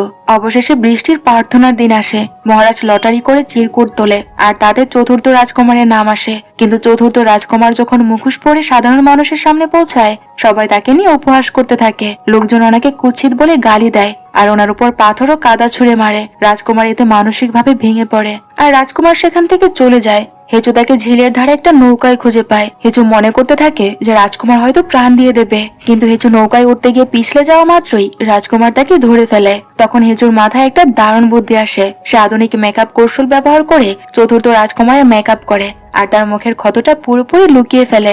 রাজকুমারের প্রথমে বিশ্বাসই হচ্ছিল না, কিন্তু হেচুর 1 ঘন্টার পরিশ্রমে সে এক নতুন রূপ ফিরে পায়। ওদিকে সাধারণ মানুষ আর বাকি রাজকুমাররা অধীর আগ্রহে অপেক্ষা করেছিল। তৃতীয় রাজকুমারের মনে হয়েছিল যে এবার তার পালা আসবে আর সে রাজা হওয়ার দিকে আরো এক ধাপ এগিয়ে যাবে। সে যখনই পালকিতে বসতে যাবে তখনই চতুর্থ রাজকুমার এসে তাকে আটকে দেয়। তৃতীয় রাজকুমার রাগে তাকে এক থাপ্পড় মারে, যার ফলে তার মুখের মুখোশটা পড়ে যায়। কিন্তু তার সেই মুখ দেখে তো একদম সে অবাক হয়ে যায় যে এ কি, ক্ষত তো গায়েব। সবাই একদম তাজ্জব হয়ে যায়। চতুর্থ রাজকুমার যখন মুখোশ ছাড়াই জনগণের সামনে আসে, সবাই তাকে ঈশ্বরের দূত মনে করে ওনার পায়ে লুটিয়ে পড়ে। এটি দেখে মহারানী হিংসায় জ্বলে পুড়ে খাক হয়ে যাচ্ছিল। রাজকুমার যখন প্রার্থনার মঞ্চে বসে সে হিচুর দিকে তাকায়। হিচু হাসছিল ঠিকই, কিন্তু হঠাৎ তার চোখের মণিতে সে সেই ভয়ঙ্কর কোয়াংজংকে দেখতে পায়। ঠিক সেই মুহূর্তে আকাশ ছিঁড়ে বৃষ্টি নামে। সবাই খুশিতে নাচতে থাকে, কিন্তু হেচু ভয়ে কাঁপছিল। ওর মনে হচ্ছিল তবে কি সে নিজেই এক খুনি রাজাকে জন্ম দিল? এই মানুষটি কি নিজের সব ভাইকে মেরে ফেলবে? সে অষ্টম রাজকুমারের দিকে তাকায় আর ওর বুক ভয়ে কেঁপে ওঠে। তবে কি সেও মারা যাবে? ফেরার পথে অষ্টম রাজকুমার হেসুকে বৃষ্টি থেকে বাঁচাতে চাদর দিয়ে জড়িয়ে ধরে আর বলে তুমি চতুর্থ ভাইয়ের ক্ষত লুকিয়ে খুব মহৎ কাজ করেছ, ভয় পেও না। কিন্তু হেচুর মনে শুধু একটাই প্রশ্ন ঘুরপাক খাচ্ছিল, এরা সবাই কি মারা যাবে? হেচুর মন তখনও কুডাক দিচ্ছিল। ও দৌড়ে সে আঙ্কেলের কাছে যায় আর জিজ্ঞেস করে যে ইতিহাস অনুযায়ী পরবর্তী রাজা কি হবে। আঙ্কেল জানায় যে আপাতত যুবরাজের সিংহাসনে বসবে, তবে তারপর আসবে কোয়াংজং এর পালা। একথা শুনে হেচুর তো হুঁশ উড়ে যায়, কারণ সে জানতো যে কোয়াংজং নিজের সব ভাইকে নৃশংসভাবে হত্যা করবে। সে আঙ্কেলকে জিজ্ঞেস করে সে কি এটা রুখতে পারে না।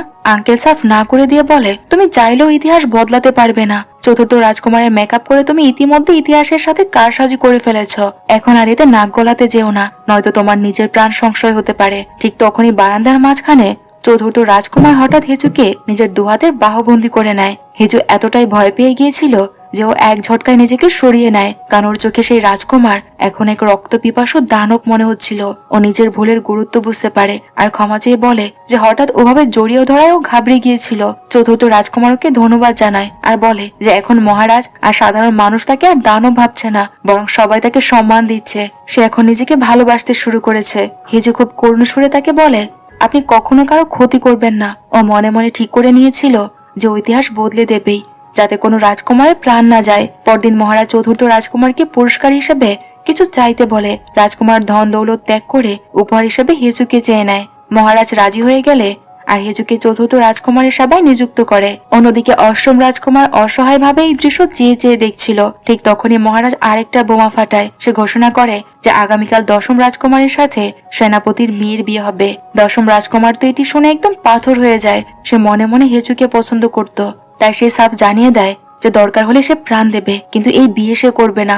এতে মহারাজ প্রচন্ড রেগে যায়। তবে যুবরাজের হস্তক্ষেপে দশম রাজকুমার শেষ পর্যন্ত হার মেনে নেয় আর বিয়েতে সে রাজি হয়ে যায়। অষ্টম রাজকুমার হেজুকে জানায় যে এই বিয়ের ঝামেলার কারণে মহারাজ সবাইকে ক্ষমা করার সিদ্ধান্ত আপাতত পিছিয়ে দিয়েছে, ফলে ও এখন রাজপ্রাসাদ থেকে বের হতে পারবে না। এতে হেজু খুব কষ্ট পায়, তবুও রাজকুমারকে সান্ত্বনা দেয়। রাতে ওষুধ বানানোর সময় বস থাং হেজুকে সাবধান করে দিয়ে বলে, চতুর্থ রাজকুমার আসলে ভালোবাসার কাঙাল। যদি তুমি ওকে তোমার সবটুকু দিতে না পারো তবে ওকে মিথ্যে আশা দিও না, তুমি সবকিছু বদলে দিতে পারবে না। পরদিন সব রাজকুমার দশম রাজকুমারকে বিয়ের অভিনন্দন জানায়। হেজু দূর থেকে তাদের দেখছিল। তখনই ওর চোখের সামনে আবার ভবিষ্যতের সেই ভয়াবহ দৃশ্য ভেসে ওঠে। ও দেখে যে চতুর্থ রাজকুমার দশম রাজকুমার আর তার স্ত্রীকে নির্মমভাবে হত্যা করছে। ও ভয়ে সেখান থেকে চিৎকার করে দৌড়ে পালায়। অষ্টম রাজকুমার ওর পিছু আসলে হেজু চিৎকার করে বলতে থাকে, চতুর্থ রাজকুমার ও যা করে ওকে করতে দিন, ওর পথে বাধা হয়ে দাঁড়াবেন না, নয়তো আপনারা সবাই মারা যাবেন।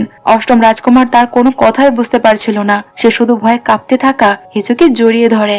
রাতে হেজু ঝিলের ধারে বসে ফিরে যাওয়ার পথ খুঁজছিল। ঠিক তখনই চতুর্থ রাজকুমার পেছন থেকে ওকে ঝাপটে ধরে। হেজু পাগলের মতো চিৎকার করতে থাকে আর বলতে থাকে যে তুমি সবাইকে মেরে ফেলবে, আমি তোমাকে ভয় পাই। তার কথায় রাজকুমার প্রচন্ড রেগে যায়। সে হেজুকে ঝিঁকিয়ে দিয়ে বলে, আমি কোনো রাক্ষস নই, মহারাজ তোমাকে আমাকে পুরস্কার হিসেবে দিয়েছে, তুমি এখন আমার। এই কথা বলে সে জোর করে হেজুকে কিস করতে যায়। হেজু প্রথমে বাধা দিল, পরে সে হার মেনে নেয়। এরপর রাজকুমার ওকে টেনে প্রাসাদের বাইরে নিয়ে যেতে চায়। ঠিক তখনই দেয়াল টপকে পালাচ্ছিল 14তম রাজকুমার। সেই দৃশ্য দেখে ফেলে। সে বুঝতে পারছিল না যে মাঝরাতে এসব কি হচ্ছে। সে জানতো যে কোনো দাসী যদি বিনা অনুমতিতে প্রাসাদের বাইরে যায় তবে তার কড়া শাস্তি হবে। সে তখনই সাহায্যের জন্য অষ্টম রাজকুমারের কাছে পৌঁছায়। অষ্টম রাজকুমার যখন শোনে যে হেজু রাতের অন্ধকারে চতুর্থ রাজকুমারের সাথে কোথাও গেছে, সে তখন অস্থির হয়ে পড়ে। সে তখনই 14তম রাজকুমারকে নিয়ে তাদের পিছু নেয়। ওদিকে চতুর্থ রাজকুমার হেজুকে নিয়ে সমুদ্র সৈকতে পৌঁছায়। ভোরের প্রথম আলোর সাথে সাথে সে হেজুকে নিজের মনের কথা বলে দেয়, কিন্তু হেজু সাফ মানা করে দেয় আর বলে যে আমার মনে অন্য কেউ আছে। চতুর্থ রাজকুমার তার এই কথা শুনে রাগে ফেটে পড়ে আর জিজ্ঞেস করে, সে কি আমার অষ্টম ভাই? যদি তাই হয় তবে আমি ওকে মেরে ফেলবো। তার কথা শুনে হেজু ভয়ে চুপ হয়ে যায়। রাজকুমার আরো বলে, যেদিন আমি তোমাকে ওই রাজকুমারের হাত থেকে বাঁচিয়েছিলাম সেদিনই বলেছিলাম যে তুমি আমার। সে হেজুকে একটি চুলের কাটা উপহার দিতে চায়, কিন্তু হেজু সেটি নিতেও ভয় পাচ্ছিল। প্রাসাদে ফেরার পথে অষ্টম আর 14তম রাজকুমারের সাথে তাদের দেখা হয়ে যায়। অষ্টম রাজকুমার হেজুকে সাথে নিয়ে যেতে চায়, কিন্তু চতুর্থ রাজকুমার তাকে বাধা দিয়ে বলে, মহারাজকে আমাকে পুরস্কার হিসেবে দিয়েছে, ও শুধু আমার। হেজু দেখে যে পরিস্থিতি খারাপের দিকে যাচ্ছে, তাই সে ঝামেলা এড়াতে নিজেই বলে যে ও চতুর্থ রাজকুমারের সাথে প্রাসাদে ফিরবে। তার এই কথায় অষ্টম রাজকুমারের মন ভেঙে চুরমার হয়ে যায়, কিন্তু সে অসহায় ভাবে দাঁড়িয়েই থাকে। প্রাসাদে পৌঁছানো মাত্রই বস থাংকে নিয়ে বলে, তোমার কারণে চতুর্থ রাজকুমারের মনে আশা জেগেছে। আমি আগেই বলেছিলাম কার উপর অকারণে দয়া দেখিও না, নয়তো তোমার প্রাণ যাবে। হেজু তখন দিশেহারা হয়ে জিজ্ঞেস করে, এখন ওর কি করা উচিত? থাং তখন পরামর্শ দিয়ে বলে যে কিছুদিনের জন্য ওর উচিত চতুর্থ রাজকুমারী থেকে একদম দূরত্ব বজায় রাখা। রাতে হেজু অষ্টম রাজকুমারের সাথে দেখা করে সাফাই দিয়ে বলে যে ও শুধু সূর্যাস্ত দেখতে গিয়েছিল আর ওসবের বাইরে তার আর কিছুই হয়নি। অষ্টম রাজকুমার বলে যে সে আর অপেক্ষা করতে পারবে না, প্রাসাদের এই পরিবেশ ওর দম বন্ধ হয়ে আসছে। আর হেজুকে সে চতুর্থ ভাইয়ের সাথে যেতে দেখে ওর মনটা কুডাকছে। সে সিদ্ধান্ত নেয় যে মহারাজের কাছে গিয়ে সে তাদের বিয়ের কথা জানাবে। হেজু এতে দুশ্চিন্তায় পড়ে যায়। যে যদি তাদের সত্যিই বিয়ে হয় তবে চতুর্থ রাজকুমারকে সত্যি অষ্টম রাজকুমারকে মেরে ফেলবে। ঠিক তখনই বস থাং সেখানে হাজির হয় আর দুজনকে হাতে নাতে ধরে ফেলে। সে চিৎকার করে বলে, এসব এখানে কি চলছে? কেউ জানতে পারলে তোমাদের দুজনেরই গর্দান যাবে। সে হেচুকে সেখান থেকে সরিয়ে দেয় আর তাকে নিজের সাথে প্রাসাদে চলে যেতে বলে। অসুস্থতার কারণে মহারাজ বস থাংকে প্রাসাদ ছাড়ার অনুমতি দেয়। বস বলে, চলো এখান থেকে পালিয়ে যাই, এটাই একমাত্র পথ। কিন্তু হেচু তখন অষ্টম রাজকুমারের সাথে ঘর বাঁধার স্বপ্ন দেখছিল। বস থাং তাকে কঠিনভাবে বাস্তব মনে করিয়ে দিয়ে বলে, মহারাজ এক সময় আমাকে অনেক কথা দিয়েছিল, কিন্তু ক্ষমতার জন্য সে আমাকে ত্যাগ করেছে। ক্ষমতার লড়াইয়ের সামনে ভালোবাসার কোনো দাম নেই। কিন্তু হেচু নিজের ভালোবাসার উপর অটল ছিল। পরদিন চতুর্থ রাজকুমার হেচুর কাছে মেকআপ করতে আসে। হেচু তাকে পরিষ্কার করে বলে দেয়, আমি আপনাকে ভালোবাসি না, আমরা শুধু বন্ধু হতে পারি। কিন্তু রাজকুমার তাকে জবাব দেয় যে আমি বন্ধুত্ব আর ভালোবাসা আলাদা মানে বুঝি না, আমার কাছে দুটোই এক। এই বলে সে হেচুকে জড়িয়ে ধরে। হেচু মুখ লুকিয়ে নিলে রাজকুমার তাকে আর জোর করে না।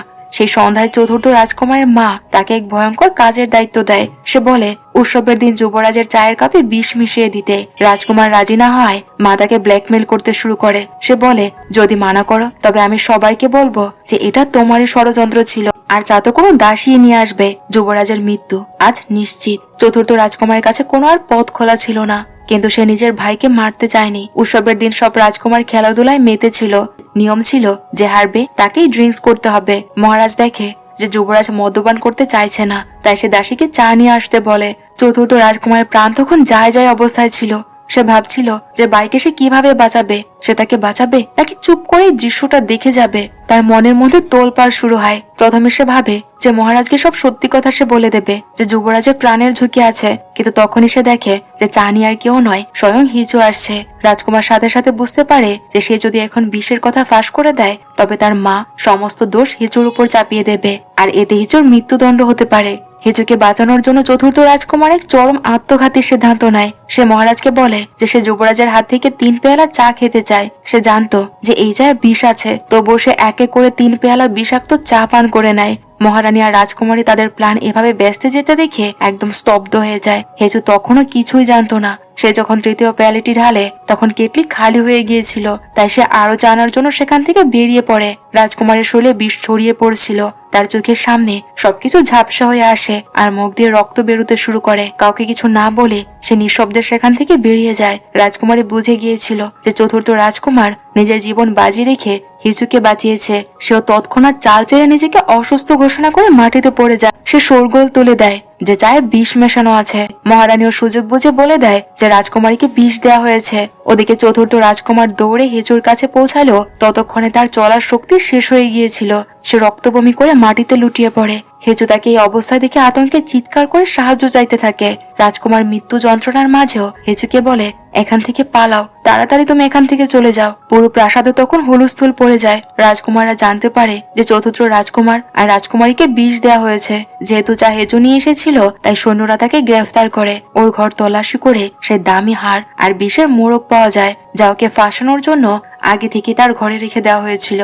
অষ্টম রাজকুমার জেলে হিজুর সাথে দেখা করতে আসে। হিজুর শরীরে মারধরের ক্ষত দেখে রাজকুমারের বুক ফেটে যাচ্ছিল।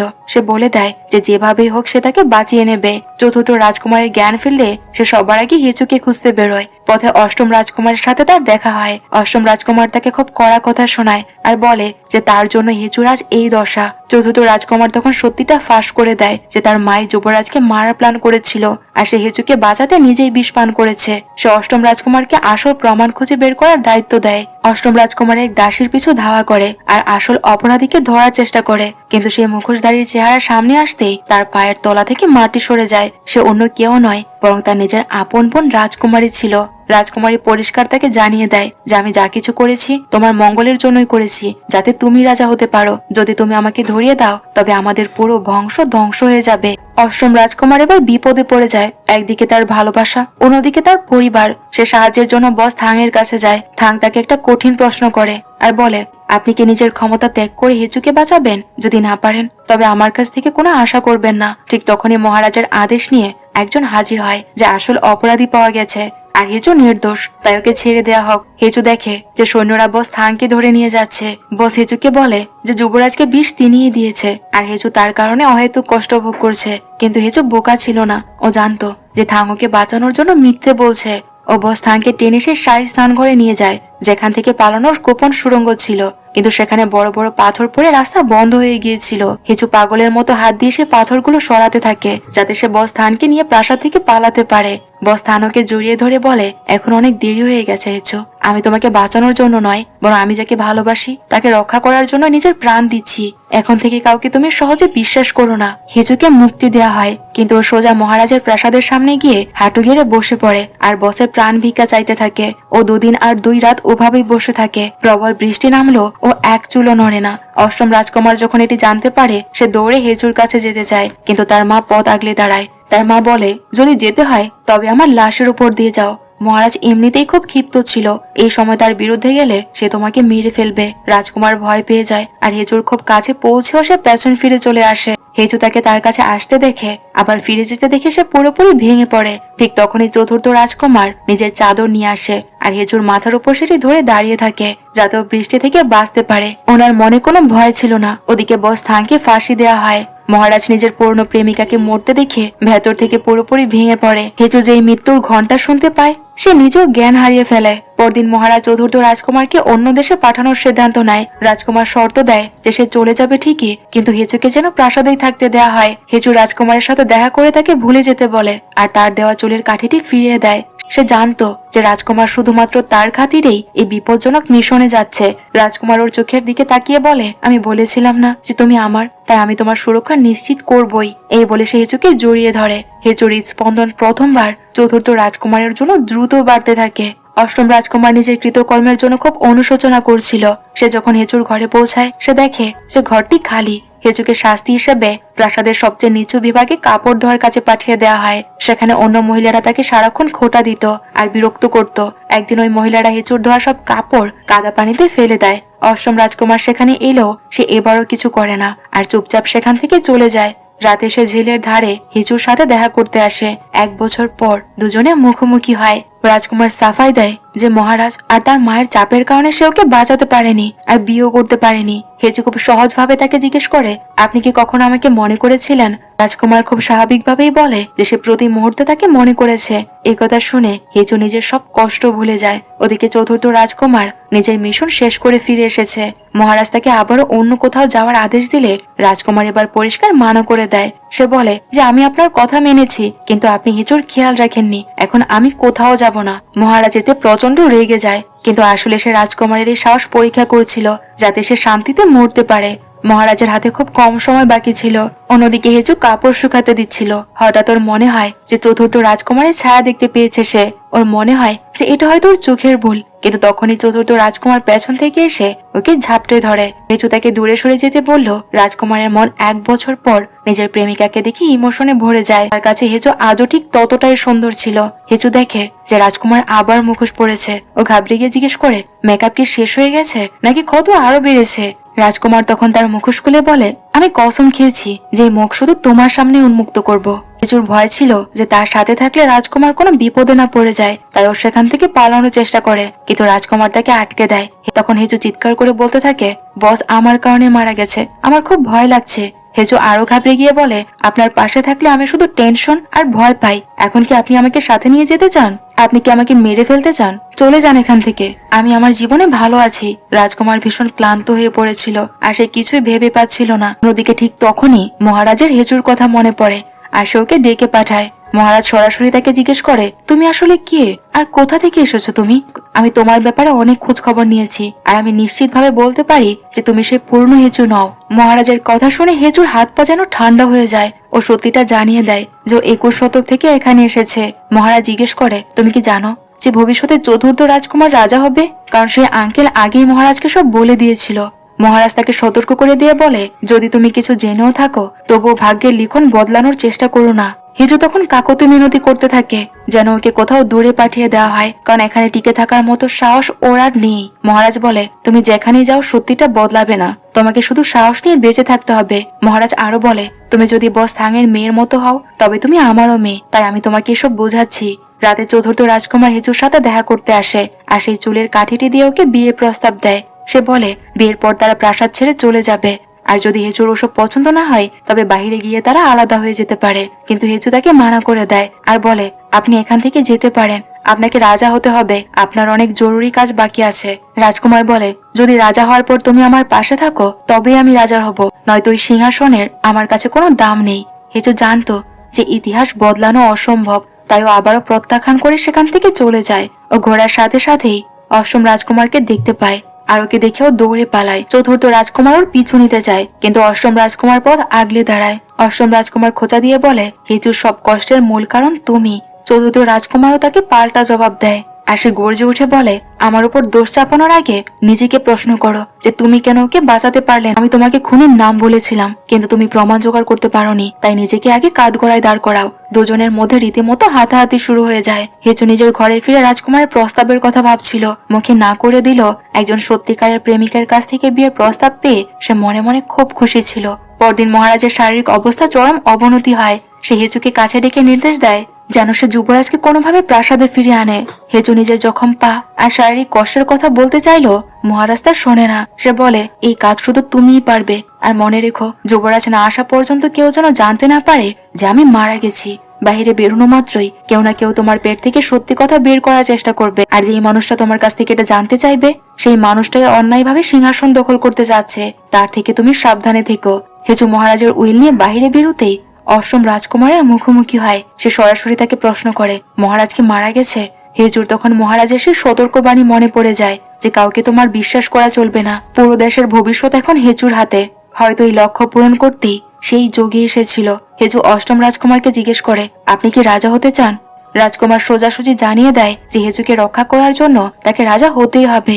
সে আরো জানায় যে আগামীকাল সে তৃতীয় রাজকুমারের সাথে মিলে প্রাসাদে হামলা করবে। অষ্টম রাজকুমারের এই বদলে যাওয়ার রূপ দেখে হেচু খুব কষ্ট পায়। সে মিথ্যে করে বলে যে মহারাজ চা চেয়েছেন, আর এটি বলেই সে সেখান থেকে দৌড়ে পালায়। সে হন্য হয়ে যুবরাজকে খুঁজতে থাকে। ঠিক তখনই চতুর্থ রাজকুমার তাকে ধরে ফেলে।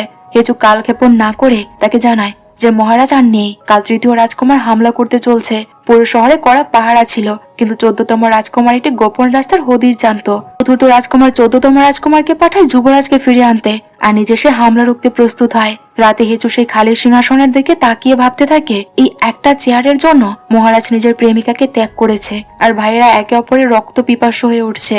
সে চতুর্থ রাজকুমারের কাছে মিনতি করে যেন কাল সে অষ্টম রাজকুমারকে কোনো আঘাত না করে। চতুর্থ রাজকুমার কথা দেয় যে নিজের প্রাণের ঝুঁকি না থাকলে সে কাউকে আক্রমণ করবে না। হেচুর মনে মনে দৃঢ় বিশ্বাস ছিল যে চতুর্থ রাজকুমারের কিছুই হবে না, কারণ স্কুলের ইতিহাসের বইতে সে আগেই সবকিছু পড়েছিল। পরদিন অষ্টম আর তৃতীয় রাজকুমার বিশাল সেনাবাহিনী নিয়ে রাজপ্রাসাদে আক্রমণ করে। অষ্টম রাজকুমার তৃতীয় ভাইকে উস্কে দিয়ে বলে যে চতুর্থ রাজকুমারকে মেরেই ফেলতে হবে, কিন্তু তারা জানতো না যে চতুর্থ রাজকুমার আর প্রধান সেনাপতি আগে থেকেই তাদের জন্য ফাঁদ পেতে বসেছিল। দুপক্ষের মধ্যে শুরু হয় রক্তক্ষয়ী যুদ্ধ। লড়াই শুরুর মাত্র 5 মিনিটের মাথায় যুবরাজ তার বাহিনী নিয়ে সেখানে পৌঁছে যায়। যুদ্ধের পাল্লা ঘুরে যেতে দেখে দ্রুত অষ্টম রাজকুমার তৎক্ষণাৎ নিজের তলোয়ার তৃতীয় রাজকুমারের গলায় ঠেকিয়ে দেয়। মহারাজ মারা গেছে, আর যুবরাজই এখন নতুন রাজা। এই ঘোষণায় সবাই তার সামনে হাঁটু গেড়ে বসে, আর সেনাপতি তৃতীয় রাজকুমারকে গ্রেফতার করে। অষ্টম রাজকুমার হেচুর উপর রেগে গিয়ে তাকে জিজ্ঞেস করে যে কেন সে তাকে মিথ্যে বলেছিল। হেচু দৃঢ়ভাবে জবাব দেয়, মহারাজ চেয়েছিল যুবরাজই রাজা হোক, আর আমি তার শেষ ইচ্ছার বিরুদ্ধে যেতে পারতাম না। হেচু আশা নিয়ে জিজ্ঞেস করে, এখন তো সব বিপদ কেটে গেছে, তবে কি তারা সাধারণ জীবন কাটাতে প্রাসাদ ছেড়ে চলে যেতে পারে? কিন্তু অষ্টম রাজকুমার নিজের দেওয়া কথা ভেঙে বলে, এখন আমাকেই রাজা হতে হবে, আমি তোমার সাথে যেতে পারবো না। হেচু বুঝতে পারে যে মানুষটি এখন ওর কাছে একদম অচেনা, তাই ও তার সাথে সব সম্পর্ক ছিন্ন করার সিদ্ধান্ত নেয়। অন্যদিকে তৃতীয় রাজকুমার জেল থেকে পালিয়ে পাহাড়ের চূড়ায় পৌঁছে যায়। সব রাজকুমার তার পিছু নেয়।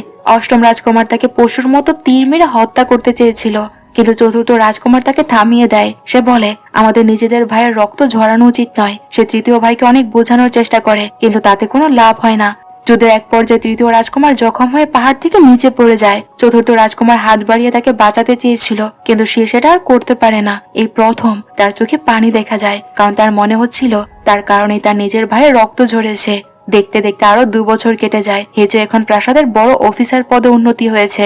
অষ্টম রাজকুমার হেচু সেই পুরনো দাসী সখীকে আবার ওর সেবায় পাঠিয়ে দেয়। হেচু ওই দাসীকে নিয়ে মহারাজকে স্নান করাতে যেত, কিন্তু ওই দাসী গোপনে স্নানের পানিতে পারদ মিশিয়ে দেয়। হেচুর জন্মদিনের রাতে চতুর্থ রাজকুমার তাকে নিয়ে তারাদের আলোয় ভরা আকাশ দেখতে নিয়ে যায়। তারা ছোটবেলার অনেক কথা ভাগ করে নেয়। রাজকুমার ইমোশনাল হয়ে বলে, তোমার পাশে থাকলে আমি খুব শান্তি পাই, তোমাকে হারাতে চাই না আমি। যদি তুমি আমাকে পছন্দ না করো তবে পরিষ্কার করে বলে দাও, আমি এভাবে আর অপেক্ষায় থাকতে চাই না। এই কথা বলে সে হেসুকে কিস খেতে চায়, কিন্তু হেসু তাকে থামিয়ে দেয় ও মনে করিয়ে দেয় যে আপনিই কথা দিয়েছিলেন যে আমার অনুমতি ছাড়া আপনি আমাকে কিছুই করবেন না। রাজকুমার মজার ছলে জিজ্ঞেস করে, তাহলে কি এখন আমি তোমাকে কিস খেতে পারি? হেজু এবারও মানা করে দেয়। রাজকুমার বলে, আগামীকাল সন্ধ্যায় আমরা সেই পুরনো গাছের নিচে দেখা করব, তোমাকে আমার জরুরি কিছু বলার আছে। ওদিকে মহারাজের অবস্থা আশঙ্কাজনক ছিল, তার প্রচন্ড শীত করছিল আর সে হ্যালোসিনেশন করছিল।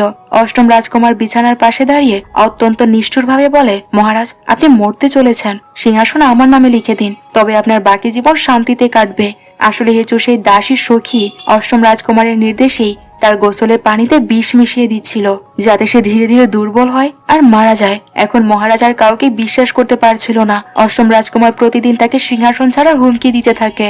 অন্যদিকে মহারাজ নিজের ছোট্ট মেয়েকে অন্য দেশে বিয়ে দেওয়ার সিদ্ধান্ত নেয়। চতুর্থ রাজকুমার যখন সেই ছোট্ট রাজকুমারীকে কাঁদতে দেখে তখন নিজের কষ্টের শৈশব মনে পড়ে তার। সে জানতো যে শিশুটিকে কেবল রাজনৈতিক দাবার গুটি বানানো হচ্ছে। সে মহারাজকে থামানোর চেষ্টা করলে মহারাজ একটি পথ বলে দেয়, তবে তুমি নিজেই রাজকুমারীকে বিয়ে করো, তবেই তুমি একে আর আমাদের সবাইকে রক্ষা করতে পারবে।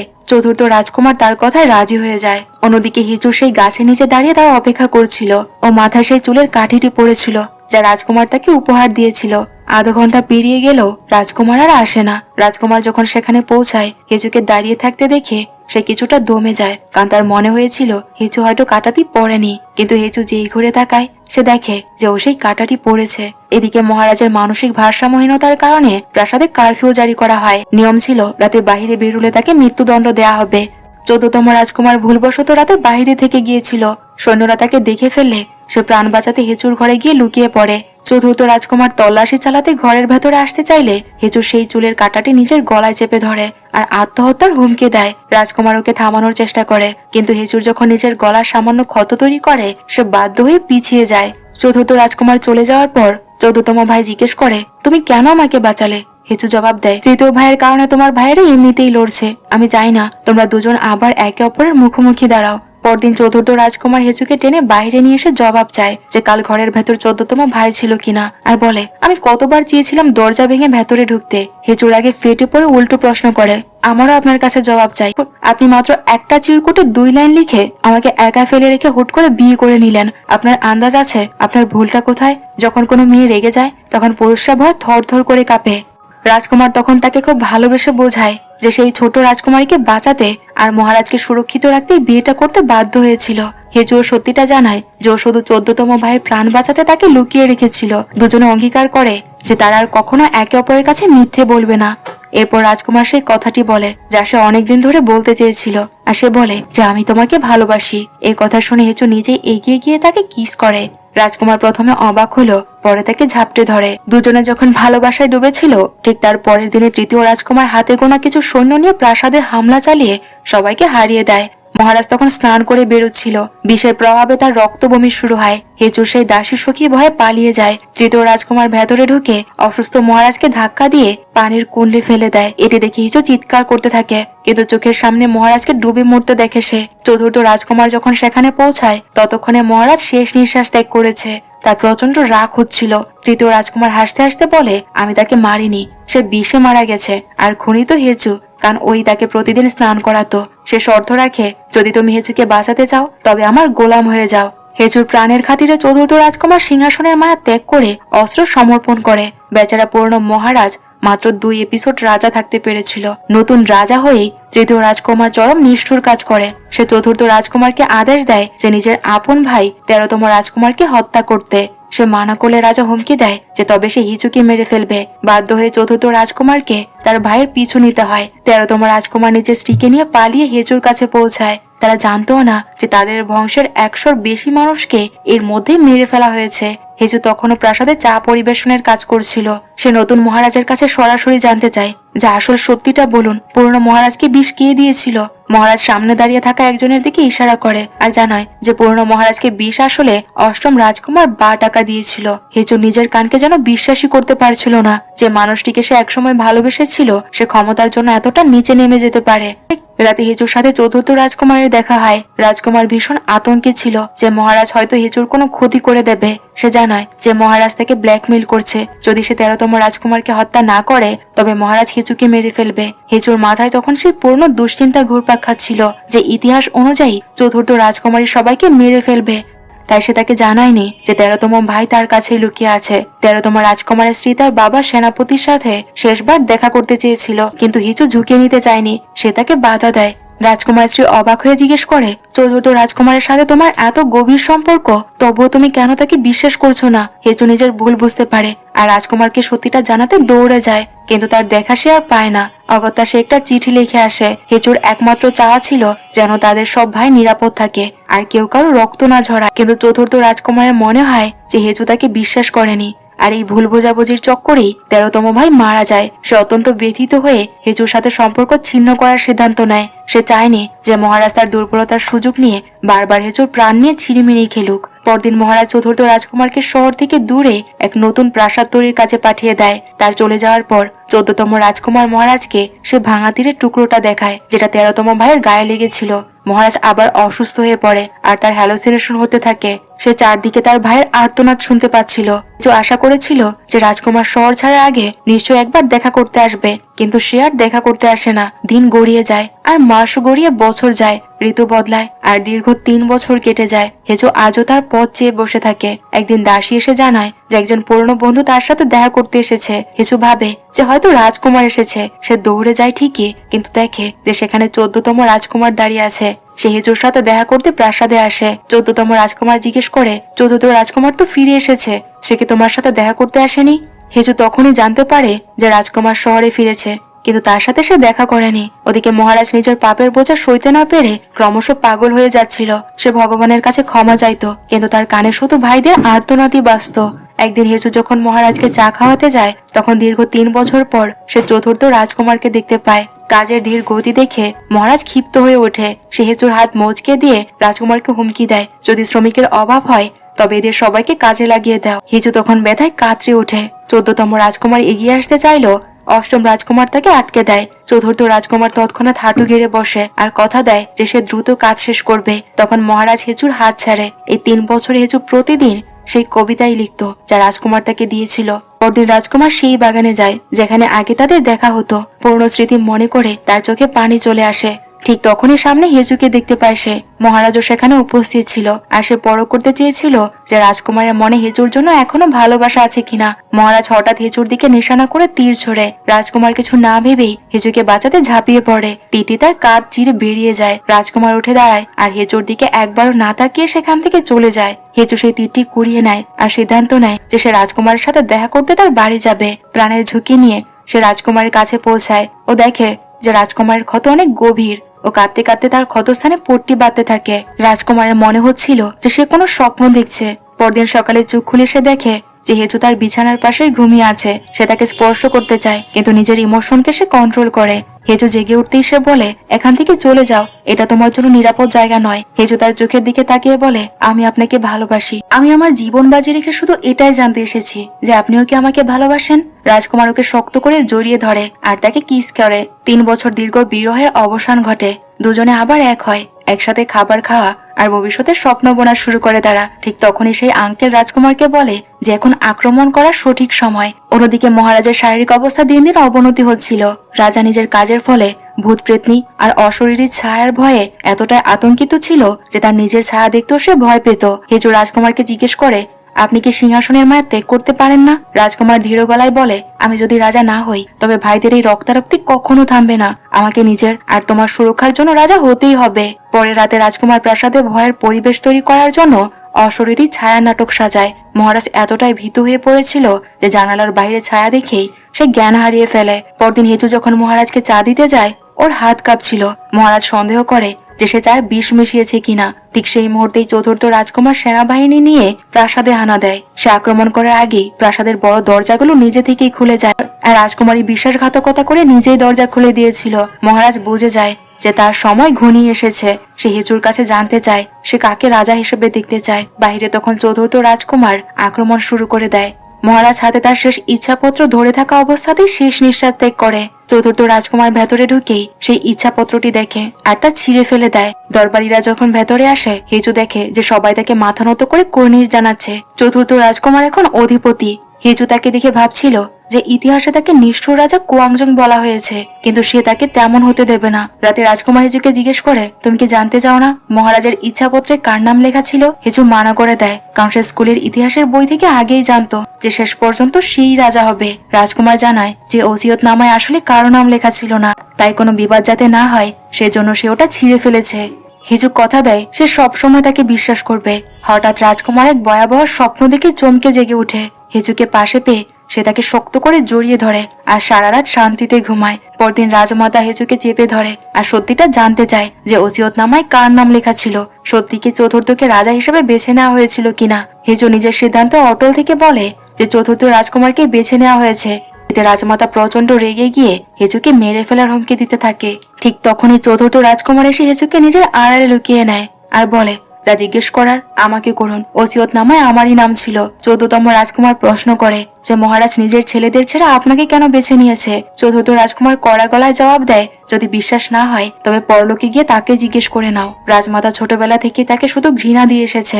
রাজা হওয়ার পরও সে তাকে নিজের সন্তান হিসেবে মেনে নিতে পারছিল না। রাজকুমার হেচুর হাত ধরে সেখান থেকে বেরিয়ে যায়। সিংহাসনে বসার পরপরই খবর আসে যে কিছু মানুষ বিদ্রোহ করার পায়তারা করছে। এতে সে প্রচন্ড ক্ষিপ্ত হয়ে আদেশ দেয় যে পুরনো মহারাজের সমস্ত সৈন্য আর দাস দাসীকে যেন মেরে ফেলা হয়। সে আঙ্কেল এই আদেশ শুনে স্তব্ধ হয়ে যায়। সে বুঝতে পারে যে ইতিহাসে সে রক্তক্ষয়ী অধ্যায় শুরু হয়ে গেছে। রাজা বদল হওয়ার পর কিছু দাসীকে প্রাসাদ থেকে মুক্তি দেওয়া হচ্ছিল। হেচুর সখীও তাদের মধ্যে একজন ছিল, কিন্তু সে থেকে যেতে চেয়েছিল যাতে নবম রাজকুমারের জন্য গুপ্তচর বৃত্তি করতে পারে সে। সন্ধ্যায় হেচুর সাথে অষ্টম রাজকুমারের দেখা হয়। অষ্টম রাজকুমার জিজ্ঞেস করে, তুমি আমার বদলে চতুর্থ রাজকুমারকে কেন বেছে নিয়েছ? হেচু পরিষ্কার জানিয়ে দেয় যে সে আমার জন্য নিজের সিংহাসন ত্যাগ করতে পারে। সে কখনো নিজের লোভ আমার কাছে লুকায়নি। আপনার কাছে আমি কখনো নিরাপদ বোধ করিনি। হেচু তার দেয়া চুড়িগুলো ফিরিয়ে দেয়। অষ্টম রাজকুমার এবার মনে মনে জেদ ধরে যে যা সে পায়নি তা সে অন্য কাউকে পেতে দেবে না। সে রাজকুমারীকে মহারানী বানানোর জন্য তার সাথে হাত মেলায়। রাতে হেচু রাজকুমারকে দিয়ে সেই কবিতাটি 200 বার লেখায়, যা সে একসময় তাকে দিয়েছিল। রাজকুমারী তো বিরক্ত হয়ে বলে, কেন এতবার লেখানো হচ্ছে? হেচু বলে, 3 বছর ধরে আমি প্রতিদিন 200 বারই কবিতাটা লিখেছি। আপনার জন্য এতটুকু করা কি খুব বড় ব্যাপার? হেচু তার কাছে অনুরোধ করে যেন তার সখীকে প্রাসাদ থেকে বের না করা হয়, কারণ সখী চলে গেলে ও একা হয়ে পড়বে। রাজকুমার খুশি হয়ে বলে, আমি তোমাকে আর কখনো একা থাকতে দেব না। আমাদের অনেকগুলো বাচ্চা হবে যারা তোমার সাথে খেলবে। কিন্তু হেচু এত সহজে ভোলার পাত্রী ছিল না। ও বলে, আগে ঠিক মতো প্রস্তাব দিন আর বিয়ে করুন, তারপর বাচ্চাদের কথা ভাববে। রাজকুমার এবার দোটানায় পড়ে যায়। সে ভাবতে থাকে যে এখন কি আবার নতুন করে বিয়ের প্রস্তাবও দিতে হবে নাকি। ঠিক তখনই রাজবৈদ্য এসে জানায় যে হেচুর শরীর অত্যন্ত দুর্বল। মা হওয়া তো দূরের কথা, ও নিজের প্রাণ বাঁচানোই এখন দায়। হেচু সেই গাছের নিচে গিয়ে প্রার্থনা করে যেন সে আরো একটা সময় বেঁচে থাকতে পারে। সে রাজকুমারকে একা ফেলে যেতে চাইছিল না। তখনই 14তম রাজকুমার সে সাবধান করে দেয় আর বলে, তুমি এখানে কোনোদিনও মহারানী হতে পারবে না। 14তম রাজকুমার সরাসরি জিজ্ঞেস করে, তুমি কি সারা জীবন শুধু একজন সাধারণ উপপত্নী হয়েই থাকতে চাও? হেচু বুঝতে পারছিল না যে সে কেন মহারানী হতে পারবে না। 14তম রাজকুমার তাকে বুঝিয়ে বলে যে নিজের সিংহাসন টিকিয়ে রাখতে রাজকুমারকে প্রভাবশালী পরিবারের মেয়েকেই বিয়ে করতে হবে, নয়তো তার রাজত্ব বেশি দিন টিকে থাকবে না। আর এর জন্যই যুগের পর যুগ রাজা আর মহারাজারা অন্য কোনো রাজরানী বা রাজকন্যাকেই বিয়ে করত, সাধারণ কোনো মেয়েকে নয়। পরদিন অষ্টম রাজকুমার হুমকি দেয় যে যদি রাজকুমার রাজকুমারীকে বিয়ে না করে তবে সবাই বিদ্রোহ ঘোষণা করবে। রাজকুমার স্পষ্ট তাকে জানিয়ে দেয় যে সে শুধু হেচুকেই ভালোবাসে। অষ্টম রাজকুমার তখন নিয়ম মনে করিয়ে দিয়ে বলে যে হেচুর হাতে আত্মহত্যার ক্ষত চিহ্ন আছে, আর নিয়ম অনুযায়ী এমন কোনো মেয়ে রাজার স্ত্রী হতে পারে না, কারণ রাজার স্ত্রী হতে গেলে তার শরীরে কোনো খুঁত থাকতে পারবে না। কিন্তু রাজকুমার এসবের তোয়াক্কা করে না। কিন্তু তখনই রাজকুমারী এসে হেচুকে খোঁজা দিয়ে বলতে থাকে, আমি মহারানী হব আর মহারাজের সন্তানদের মা হব। এই কথা শুনে হেচুর খুব খারাপ লাগে। দরবারের সব মন্ত্রী বিয়ের জন্য চাপ দিতে থাকে। রাজকুমার নিজের সিদ্ধান্তে অনড় ছিল, কারণ সে হেচুকে কষ্ট দিতে যাচ্ছিল না। দুপুরে সে আঙ্কেল হেচুকে বোঝায় যে আমরা দুজনেই ইতিহাস জানি, তুমি যদি সরে না দাঁড়াও তবে রাজকুমারের সিংহাসন টলমল করবে। হেচু প্রথমে রাজি ছিল না, কিন্তু যখন সে বুঝতে পারে যে তার কারণে রাজকুমার বিপদে পড়তে পারে তখন তার মন গলে যায়। রাতে সে 2টো মুখোশ নিয়ে আসে আর রাজকুমারকে বলে যে আজ তারা সাধারণ দম্পতির মতো বাইরে ঘুরতে যাবে। তারা বাজারে খুব আনন্দ করে আর নিজেদের সুখের জন্য প্রার্থনা করে। শেষে হেচু তাকে সেই গাছের নিচে নিয়ে যায়। রাজকুমার হাঁটু গেড়ে বসে তাকে বিয়ের প্রস্তাব দেয়। হেজু তখন কাঁদতে কাঁদতে তার সেই প্রস্তাব প্রত্যাখ্যান করে। সে তার মঙ্গলের জন্য শুধুমাত্র একজন দাসী হয়ে তার পাশে থাকতে চেয়েছিল। চতুর্থ রাজকুমার নিজের ক্ষমতা মজবুত করার জন্য রাজকুমারীকে বিয়ে তো করেই, কিন্তু তার হৃদয়ে মহারানী হয়ে থাকে শুধু হিজো। পুরো দেশে তখন উৎসবের আমেজ তৈরি হয়, কিন্তু হেজু বিষণ্ণ মনে সে গাছের নিচে গিয়ে পৌঁছায়। সেখানে 14তম রাজকুমার দাঁড়িয়ে ছিল। সে হিজোকে বলে, তুমি যদি এখান থেকে চলে যেতে চাও তবে শুধু একবার বলো, আমি নিজের জীবন বাজি রেখে তোমাকে এখান থেকে নিয়ে যাব। হেজো জিজ্ঞেস করে, আমি কি সত্যি যখন চাই তখনই যেতে পারি? 14তম রাজকুমার কথা দেয় যে সে সবকিছু ত্যাগ করে তাকে আজাদ করে দেবে। বিয়ের রাতে রাজকুমারী খুব খুশি ছিল আর রাজকুমারের সাথে সংসার করার স্বপ্ন দেখছিল সে। কিন্তু রাজকুমার তাকে ফেলে রেখে হেজুকে খুঁজতে বেরিয়ে পড়ে। সে দেখে যে হেজু ওর সখীর সাথে প্রার্থনা করছে। সে শুধু দূর থেকে তাকে দেখে, কিন্তু নিজের ঘরে আর ফিরে যায় না। পরদিন রাজকুমার 14তম ভাইকে কঠোর সাজা শোনায়। তাকে শহর থেকে দূরে নির্বাসনে পাঠিয়ে গৃহবন্দী করার আদেশ দেওয়া হয়। তার অপরাধ ছিল এই যে সে হিজুকে ওসিয়ত না মানিয়ে জিজ্ঞাসাবাদ করেছিল আর রাজকুমারের সিংহাসনকে চ্যালেঞ্জ জানিয়েছে। রাজমাতা যখন জানতে পারে যে তার সব থেকে আদরের ছোট ছেলেকে নির্বাসনে পাঠানো হচ্ছে, তখন সে সেই শোক সইতে না পেরে অসুস্থ হয়ে পড়ে। মৃত্যুর আগে সে 14তম রাজকুমারের মুখ একবার শেষবারের মতো দেখতে চেয়েছিল, কিন্তু মহারাজ চতুর্থ রাজকুমার অনুমতি দেয় না। 14তম ভাই টানা 3 দিন আর 3 রাত রাজপ্রাসাদের দরজার সামনে দাঁড়িয়ে থাকে, না খেয়ে আর না ঘুমিয়ে। ভেতরে রাজমাতা সব খাবার খাওয়া বন্ধ করে দিয়েছিল আর মৃত্যুর দিকে এগিয়ে যাচ্ছিল। রাজকুমার তার পাশে বসে নিজের দীর্ঘদিনের পুঞ্জীভূত রাগ উগরে দিয়ে বলে, আপনার প্রিয় তৃতীয় ছেলে মারা গেছে আর 14তম বাহিরে দাঁড়িয়ে থাকলো, সে ভেতরে আসতে পারছে না।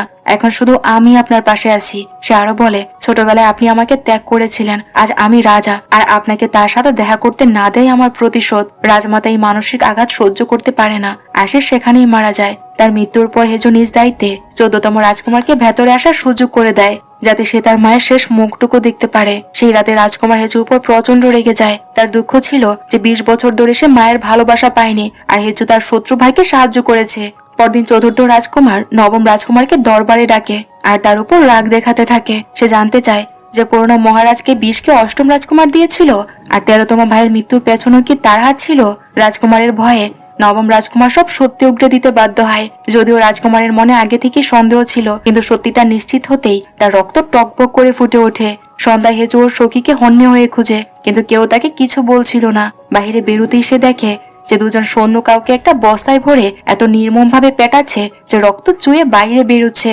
কাছে গিয়ে সে দেখে যে সে আর কেউ নয়, তার নিজের সখী। হেজু এই দৃশ্য সহ্য করতে পারে না আর সাথে সাথে জ্ঞান হারিয়ে ফেলে।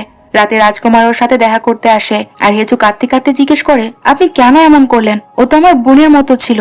রাজকুমার তখন তাকে জানায় যে ওই সখী আসলে একজন গুপ্তচর ছিল আর নবম রাজকুমারের নির্দেশে তাদের প্রতিটা মুহূর্তের খবর সে বাহিরে পাচার করত।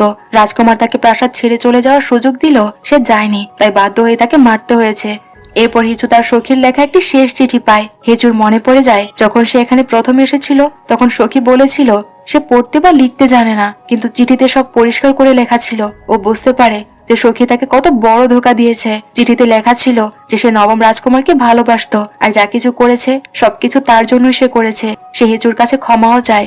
অন্যদিকে রাজকুমার নেশায় চুর হয়ে ঘরে ফিরে। রাজকুমারী তার কাছে আসতে চাইলে রাজকুমার শর্ত দেয় যে যদি তুমি আমার সন্তানদের মা হতে চাও তবে তোমাকে তোমার ভাই অষ্টম রাজকুমারের সঙ্গ ছাড়তে হবে। অন্যদিকে হেচু বুঝতে পারছিল না যে রাজকুমারের এই নৃশংস রূপের সাথে সে নিজেকে কিভাবে মানিয়ে নেবে। সে 13তম রাজকুমারকে সেই পুরনো চুলের কাটাটে দিয়ে 14তম ভাইয়ের কাছে বার্তা পাঠায় যে আমি তোমার সাথে এখান থেকে যেতে রাজি। ওদিকে রাজকুমারী সিদ্ধান্ত নেয় যে সে নিজের ভাইয়ের সঙ্গ ত্যাগ করে মহারাজের প্রতি অনুগত থাকবে। পরদিন সকালে অষ্টম রাজকুমার মহারাজকে উপহার হিসেবে একটি বাজ পাখি পাঠায়, কিন্তু বক্স খুলতে দেখা যায় যে তার ভেতরে মরা বাজ পাখি। দরবারীরা এটাকে মহারাজের অমঙ্গল আর বিদ্রোহের লক্ষণ হিসেবে গণ্য করে। রাজকুমার সুযোগ পেয়ে তৎক্ষণাৎ অষ্টম ভাইকে মৃত্যুদণ্ড দেয়। হেচুয়ে খবর পাওয়া মাত্রই অষ্টম ভাইয়ের প্রাণ ভিক্ষার জন্য মহারাজের কাছে দৌড়ে যায়। রাজকুমার রাজি না হওয়ায় হেচু হাঁটু গেড়ে বসে পড়ে। রাজকুমারের মনে পড়ে যায় যে গতবার এভাবে হাঁটু গেড়ে বসে থাকার কারণেই হেচুর পা নষ্ট হয়ে গিয়েছিল। এবারও যদি ও তাই করে তবে আর কোনোদিনও সে হাঁটতে পারবে না। রাজকুমারের এতে খুব কষ্ট হয়। এটা দেখে যেহেতু আজও অষ্টম ভাইয়ের জন্য কাঁদছে, সে মৃত্যুদণ্ড মাফ করে দেয় ঠিকই, কিন্তু অষ্টম ভাইকে আজীবনের জন্য গৃহবন্দী করার আদেশ দেয়। ঠিক তখনই 14তম রাজকুমার ঘোড়া ছুটিয়ে প্রাসাদে আসে। তার হাতে ছিল পুরনো মহারাজের সেই রাজকীয় আদেশপত্র, যেখানে হেচুর সাথে তার বিয়ের কথা লেখা ছিল। রাজকুমার পরিষ্কার এতে মানা করে দেয় আর বলে যে আমি আমার প্রাণের চেয়ে প্রিয় মেয়েটিকে কাউকে দিয়ে দিতে পারি না। এখন আমি রাজা আর পুরনো সব আদেশ বাতিল হয়ে গেছে। 14তম রাজকুমারও হার মানে না। সে বলে, মহারাজ, এই আদেশপত্রের ওসিলাতে আপনি সিংহাসন পেয়েছেন। যদি আপনি এটি না মানেন তবে প্রজারা আপনার সিংহাসন নিয়েও প্রশ্ন তুলবে। আমি সব মন্ত্রীকে এই বিষয়ে জানিয়ে দিয়েছি। রাজকুমার এবার মারাত্মক ফেঁসে যায় আর রাগে উন্মাদ হয়ে 14তম রাজকুমারকে মেরে ফেলার হুমকি দেয়। কিন্তু 14তম রাজকুমার সাফ জানিয়ে দেয় যে এটি আমার জেদ নয়, বরং হেচুর নিজের ইচ্ছা। রাজকুমারের বুক ফেটে যাচ্ছিল। সে হেচুর কাছে গিয়ে সরাসরি জিজ্ঞেস করে যে তুমি কি সত্যিই 14তম ভাইকে বিয়ে করতে চাও? তুমি কি জানো পুরনো মহারাজ এই আদেশ কবে দিয়েছিল? রাজকুমার জানায় যে আদেশ 3 বছরের পুরনো। হেচু কোনো দ্বিধা না করে উত্তর দেয়, হ্যাঁ, আমি বিয়ে করতে চাই। সে জানতো যদি সে প্রাসাদে থেকে যায় তবে সিংহাসনের এই রক্তক্ষয়ী লড়াই আর ভাইয়ে ভাইয়ে রেশারেশি কোনোদিনও শেষ হবে না। পুরো প্রাসাদে তখন কানাঘোষা শুরু হয় যে ক্ষমতার লোভে পড়ে দুজন প্রেমিকের বিচ্ছেদ ঘটতে চলেছে। হেচু রাজকুমারকে প্রতি মুহূর্তে মনে করত, কিন্তু ওর মনে এক ভয় দানা বাজছিল, পাছেই ভালোবাসা না ঘৃণায় বদলে যায়। ওদিকে মহারানী দুশ্চিন্তায় পড়ে যায় যে রাজকুমার যদি রাজকীয় আদেশ অমান্য করে তবে তার সিংহাসনও হাতছাড়া হতে পারে। সে অষ্টম রাজকুমারের কাছে গিয়ে সাহায্য চায়। পরদিন অষ্টম রাজকুমার মহারাজকে উস্কে দেওয়ার জন্য হেচুর সাথে তার পুরনো সম্পর্ক আর বিয়ের প্রতিশ্রুতির সব সত্য কথা বলে দেয়। এসব শুনে মহারাজ রাজের দিকবিদিক জ্ঞান শূন্য হয়ে পড়ে। সে সোজা হেচুর কাছে ছুটে গিয়ে জিজ্ঞেস করে সে কি অষ্টম ভাইয়ের জন্য হাঁটু গেড়ে বসেছিল। সে সেই চুড়িগুলো দেখে ফেলে যা তাদের পুরনো প্রেমের চিহ্ন ছিল। মহারাজের মনে হয় যে সে কেবল একটা বিকল্প ছিল, অথচ আসল প্রতিশ্রুতি তো ছিল অষ্টম ভাইয়ের সাথে। হেচু তখন ক্ষমা চায়, কিন্তু মহারাজের হৃদয় ততক্ষণে চুরমার হয়ে গিয়েছিল। তার মনে হয় যে হেচুর শুরু থেকে তার অষ্টম ভাইয়ের প্রতি ভালোবাসা ছিল, আর এখন সে 14তমকে বিয়ে করতে চাইছে। সে তখন কঠোর গলায় বলে, আজকের পর থেকে আমি তোমার মুখও দেখতে চাই না। পরদিন হেচু প্রাসাদ ছেড়ে চলে যাওয়ার জন্য প্রস্তুত হয়। অষ্টম রাজকুমার তাকে বিদায় জানাতে আসে। হেচু তাকে ধন্যবাদ দেয়, কারণ সে জানতো যে তাকে প্রাসাদের বেড়াজাল থেকে মুক্ত করার জন্যই সেই তিক্ত সত্য মহারাজের সামনে এনেছে।